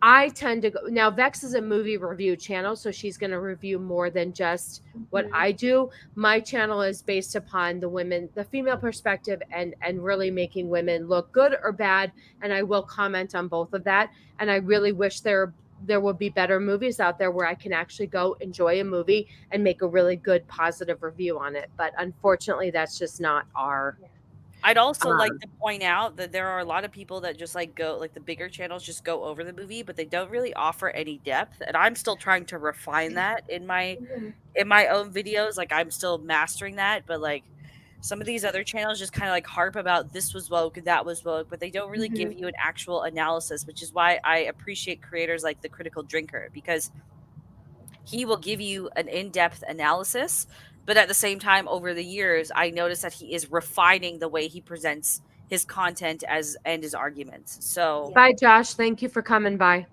I'm the same way. I actually do too long of reviews. Mine are usually about 25 minutes, and I feel like I go into too much depth about the movie sometimes because I feel like everybody needs to know why I feel the way that I do, and I tend to give too much detail, but I've only done 2 videos, so I've got to kind of weigh that out a little bit, but it's tough to do a movie review and try to get your point across in a timely fashion.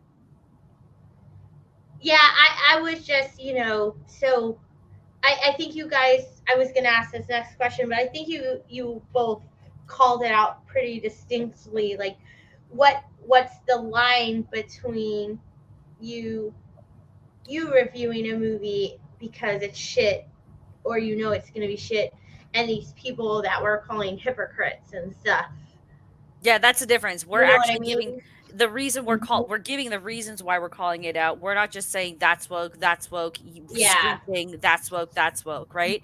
It's less, I mean, it requires, I guess, the audience to, I guess, comprehend a little bit more, but it's offering a perspective that isn't so simplistic and is actually, again, like you can bring this back to just the Starfield argument as an example. It's like, that's woke. Okay, explain to me why it's woke. Or what are you accepting of all this trans nonsense? You're not based. Well, okay, you don't understand then the argument at all. If you can't defend your stance, how can I take you seriously whatsoever? How can I find any value in your opinion if you can't even plainly explain it to me? And even something is just saying like, I just think it is more than enough, but nobody wants to admit that. Nobody wants to admit that they're stupid. It's like when your mom said, right. It's like when your mom says, because I said so. It's like sometimes we want a reason why. And Beard is right. If you are authentic, then the things that we tear apart the most come from the stories and characters that we love the most. We don't want it to be bad. We are laminating a death. We do want things to be good. We truly want good stories out there. I want to be proven wrong. Like I really do. Me too. I wanted to be proven wrong for Barbie. I wanted Barbie to be a really good movie. But unfortunately, this time that we're living in, everything has to have an agenda and a different, it's just Filipinomeatball says we need a Vex versus BA. No, you don't want that because he'll mute her. Vex will like give facts and like this is why my opinion is swayed this way, and I feel I will just call him a bitch ass, and your opinion means nothing because you can't explain your opinion. You backpedal on everything. You don't understand what half the words you like use are actually like how they're meant, like what they're meant to be used as, and you are therefore a bitch ass N-word. And I don't want to debate you at all. You can be passionate about something and also see somebody else's side. Like, I will die on a hill telling you that Celine Dion is the best thing that ever. But Cannoli and I were having an educated conversation the other day about music and legends and all that stuff. And he brought up some good points. You have to be an adult and you have to be able to see the other side. You can love something that has problems. It's okay. Yeah. And that's the problem a lot of these like commentators out there have is that you can't love anything if they see a problem in it. Yeah. And you can objectively point out just like, hey dude, like it's okay if you like it, but objectively you have to acknowledge that X, Y, and Z are problems. Not everything's perfect. Not everything's gonna be perfect. Nothing's perfect. Yeah. And it's okay. Right. I love the movie Blade, but objectively, I know there's a fuck ton of issues with it. Like, I can't rectify that, but I still enjoy the movie a lot. It's still one of my favorite movies. So, well, I feel like even on the Titanic, there were a couple things where like, well, that was okay. And everybody else was like, trash. Yeah. But you can respect other people's opinions and being like, everybody sees things differently. They're like, I love the show Glee. It's a fucking shit show. The guy who writes it is a fucking maniac. There was a lot of problems with the cast. There was a lot of bullshit behind the scenes. But at the end of the day, it's a guilty pleasure of mine. I see the problems with it, but I can still enjoy it with knowing that there's issues. It's just weird how people get so juvenile about conversations. It's okay to disagree, but also love something that has its issues. I mean, I love Cannoli and he is so fucking flawed, but you know, he's such an autist. He's autistic and I love him anyway. And I'm sure he feels the same way about me. We love things with flaws. It's what makes us human. Yes, I know Cannoli. Ryan Murphy sucks. I get it. But that's Ryan Murphy wrote Glee. Oh yeah, babe. That was his first big thing. Yeah. Mm-hmm. Okay, then I will never watch Glee now because I fucking hate Ryan Murphy. You shouldn't, Ryan honey, Murphy. I thought first couple seasons were good. No, he glorifies gay people. It's all about, listen, if you watch it now, and I watch it now with all of these new thoughts that I have, and I watch it back and I'm like, oh yeah, but I still have a guilty pleasure and I enjoy it, but I'm willing to admit that there are problems with it, but I still like a lot of parts of it. I mean, I'm human. Yeah. What? He's in the other room being autistic. I gotta feed one of my cats real quick, so I'll be right back. Well, what did she say she has to do with her cat? Can I feed a cat? Oh, and I have to pee, but I guess I can't pee. I mean, it's just us. It is just, and I was like, before she said that, I was like, okay, we've been going 3 hours. I was probably going to start trying to end. I was going to say, are we wrapping it up? We are because I have to pee a lot, but let's see. So I guess we can start trying to end it as well as I have to pee. I would be a real bitch if I'm like, all right, Shiro, I have to pee, entertain the troops. And I'd be like, I got nothing for you guys. I don't do this. I just show up because you guys are including me. No, you're awesome. I love that you show up. Let's see. So, we'll start doing our random shout out. So let's see. Shiro, do you have Ordinary Gains this Sunday? Yes, at 5 p.m. Ego's going to surprise me with some things. I don't put a lot into it. I just show up. So he likes to hit me with some grievances, which I'm always a little surprised about. Like, really, bro? Really? So wait. What you're saying is he makes a list of things that he may not be happy with you about, puts them in his pocket, and then pulls. Yes, absolutely. Oh, that's kind of a little bit of a low blow. Absolutely. They're all in good jest. Nothing is too serious. The serious things, we have a real marriage. We're real people. We talk about. But the silly things, yes, Beard, I do agree. You ladies are great, though. The quality did drop a bit when Meatball left. So I know. Meatball, he just can never figure out how to charge his phone. I don't understand why you can't keep your phone charged. Okay, so Ordinary Grievances is at what time? Ordinary Gains. Thank you. I know, I heard you. He's so bossy from the other room. Jeez Louise. Do you hear me bossing him around on Mondays? Well, actually, sometimes I do run down and slap him in the back of the head. So Ordinary Gains is on Sundays on Ego's channel. Yes, at 5 p.m. Central Time. So Okay. Perfect. And then I'm sure Ego, on Saturdays, Ego and AJ have their show.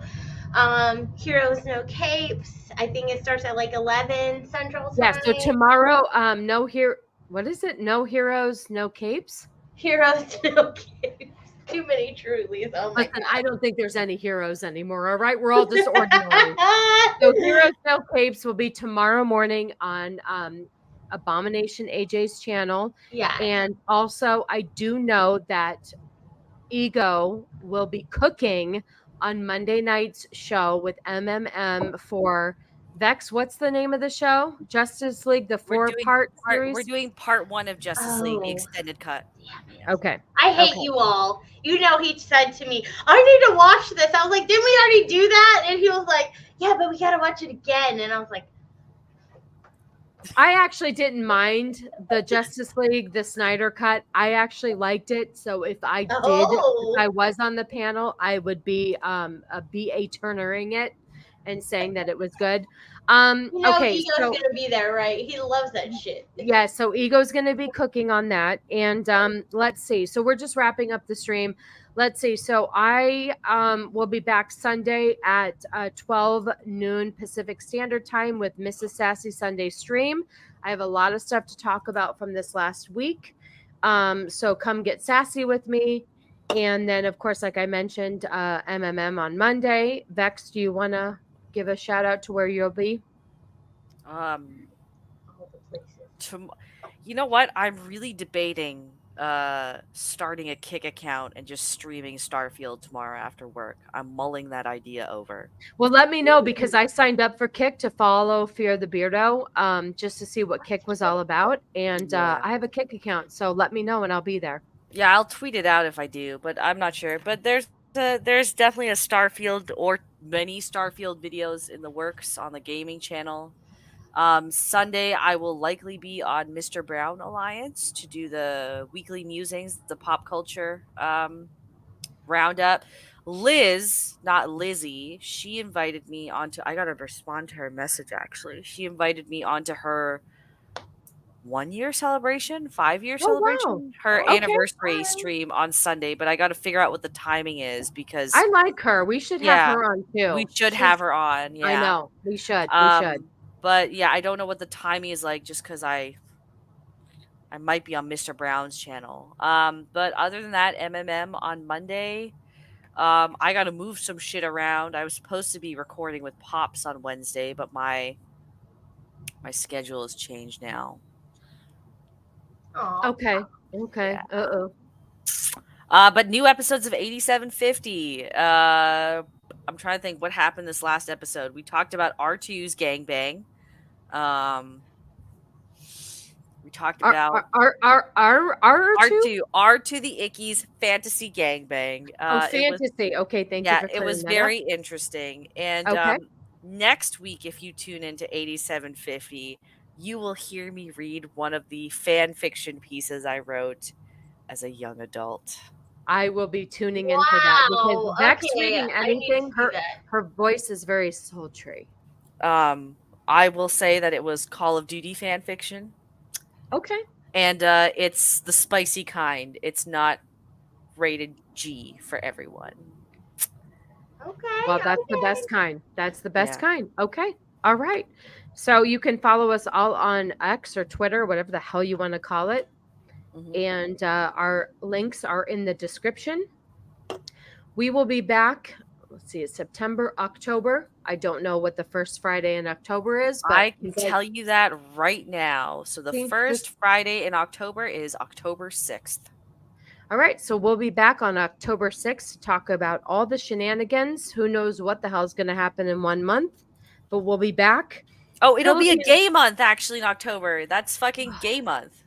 What? I thought we already did that. Why is there? No, that's Pride month. It's different. What do you mean gay month? It's like Gay History Month. So we have Gay History Month, Trans History Month, and then Pride Month. 3 months now. Why are some of the other people not upset that gay and trans have a month? But keep signing up for the army and fight for our country. You'll get 3 days a year. Okay, great. All right. Well, that was our female perspective show for September. We appreciate all of you. And I appreciate everybody who stuck around for the 3 hours and 12 minutes. I did not break the seal. I have to pee very well now. Very well? That's not a word. Anyway, Cannoli, take us out, bitch. I want Birthday Person's Month, just FYI. He's not ready because I just told him what to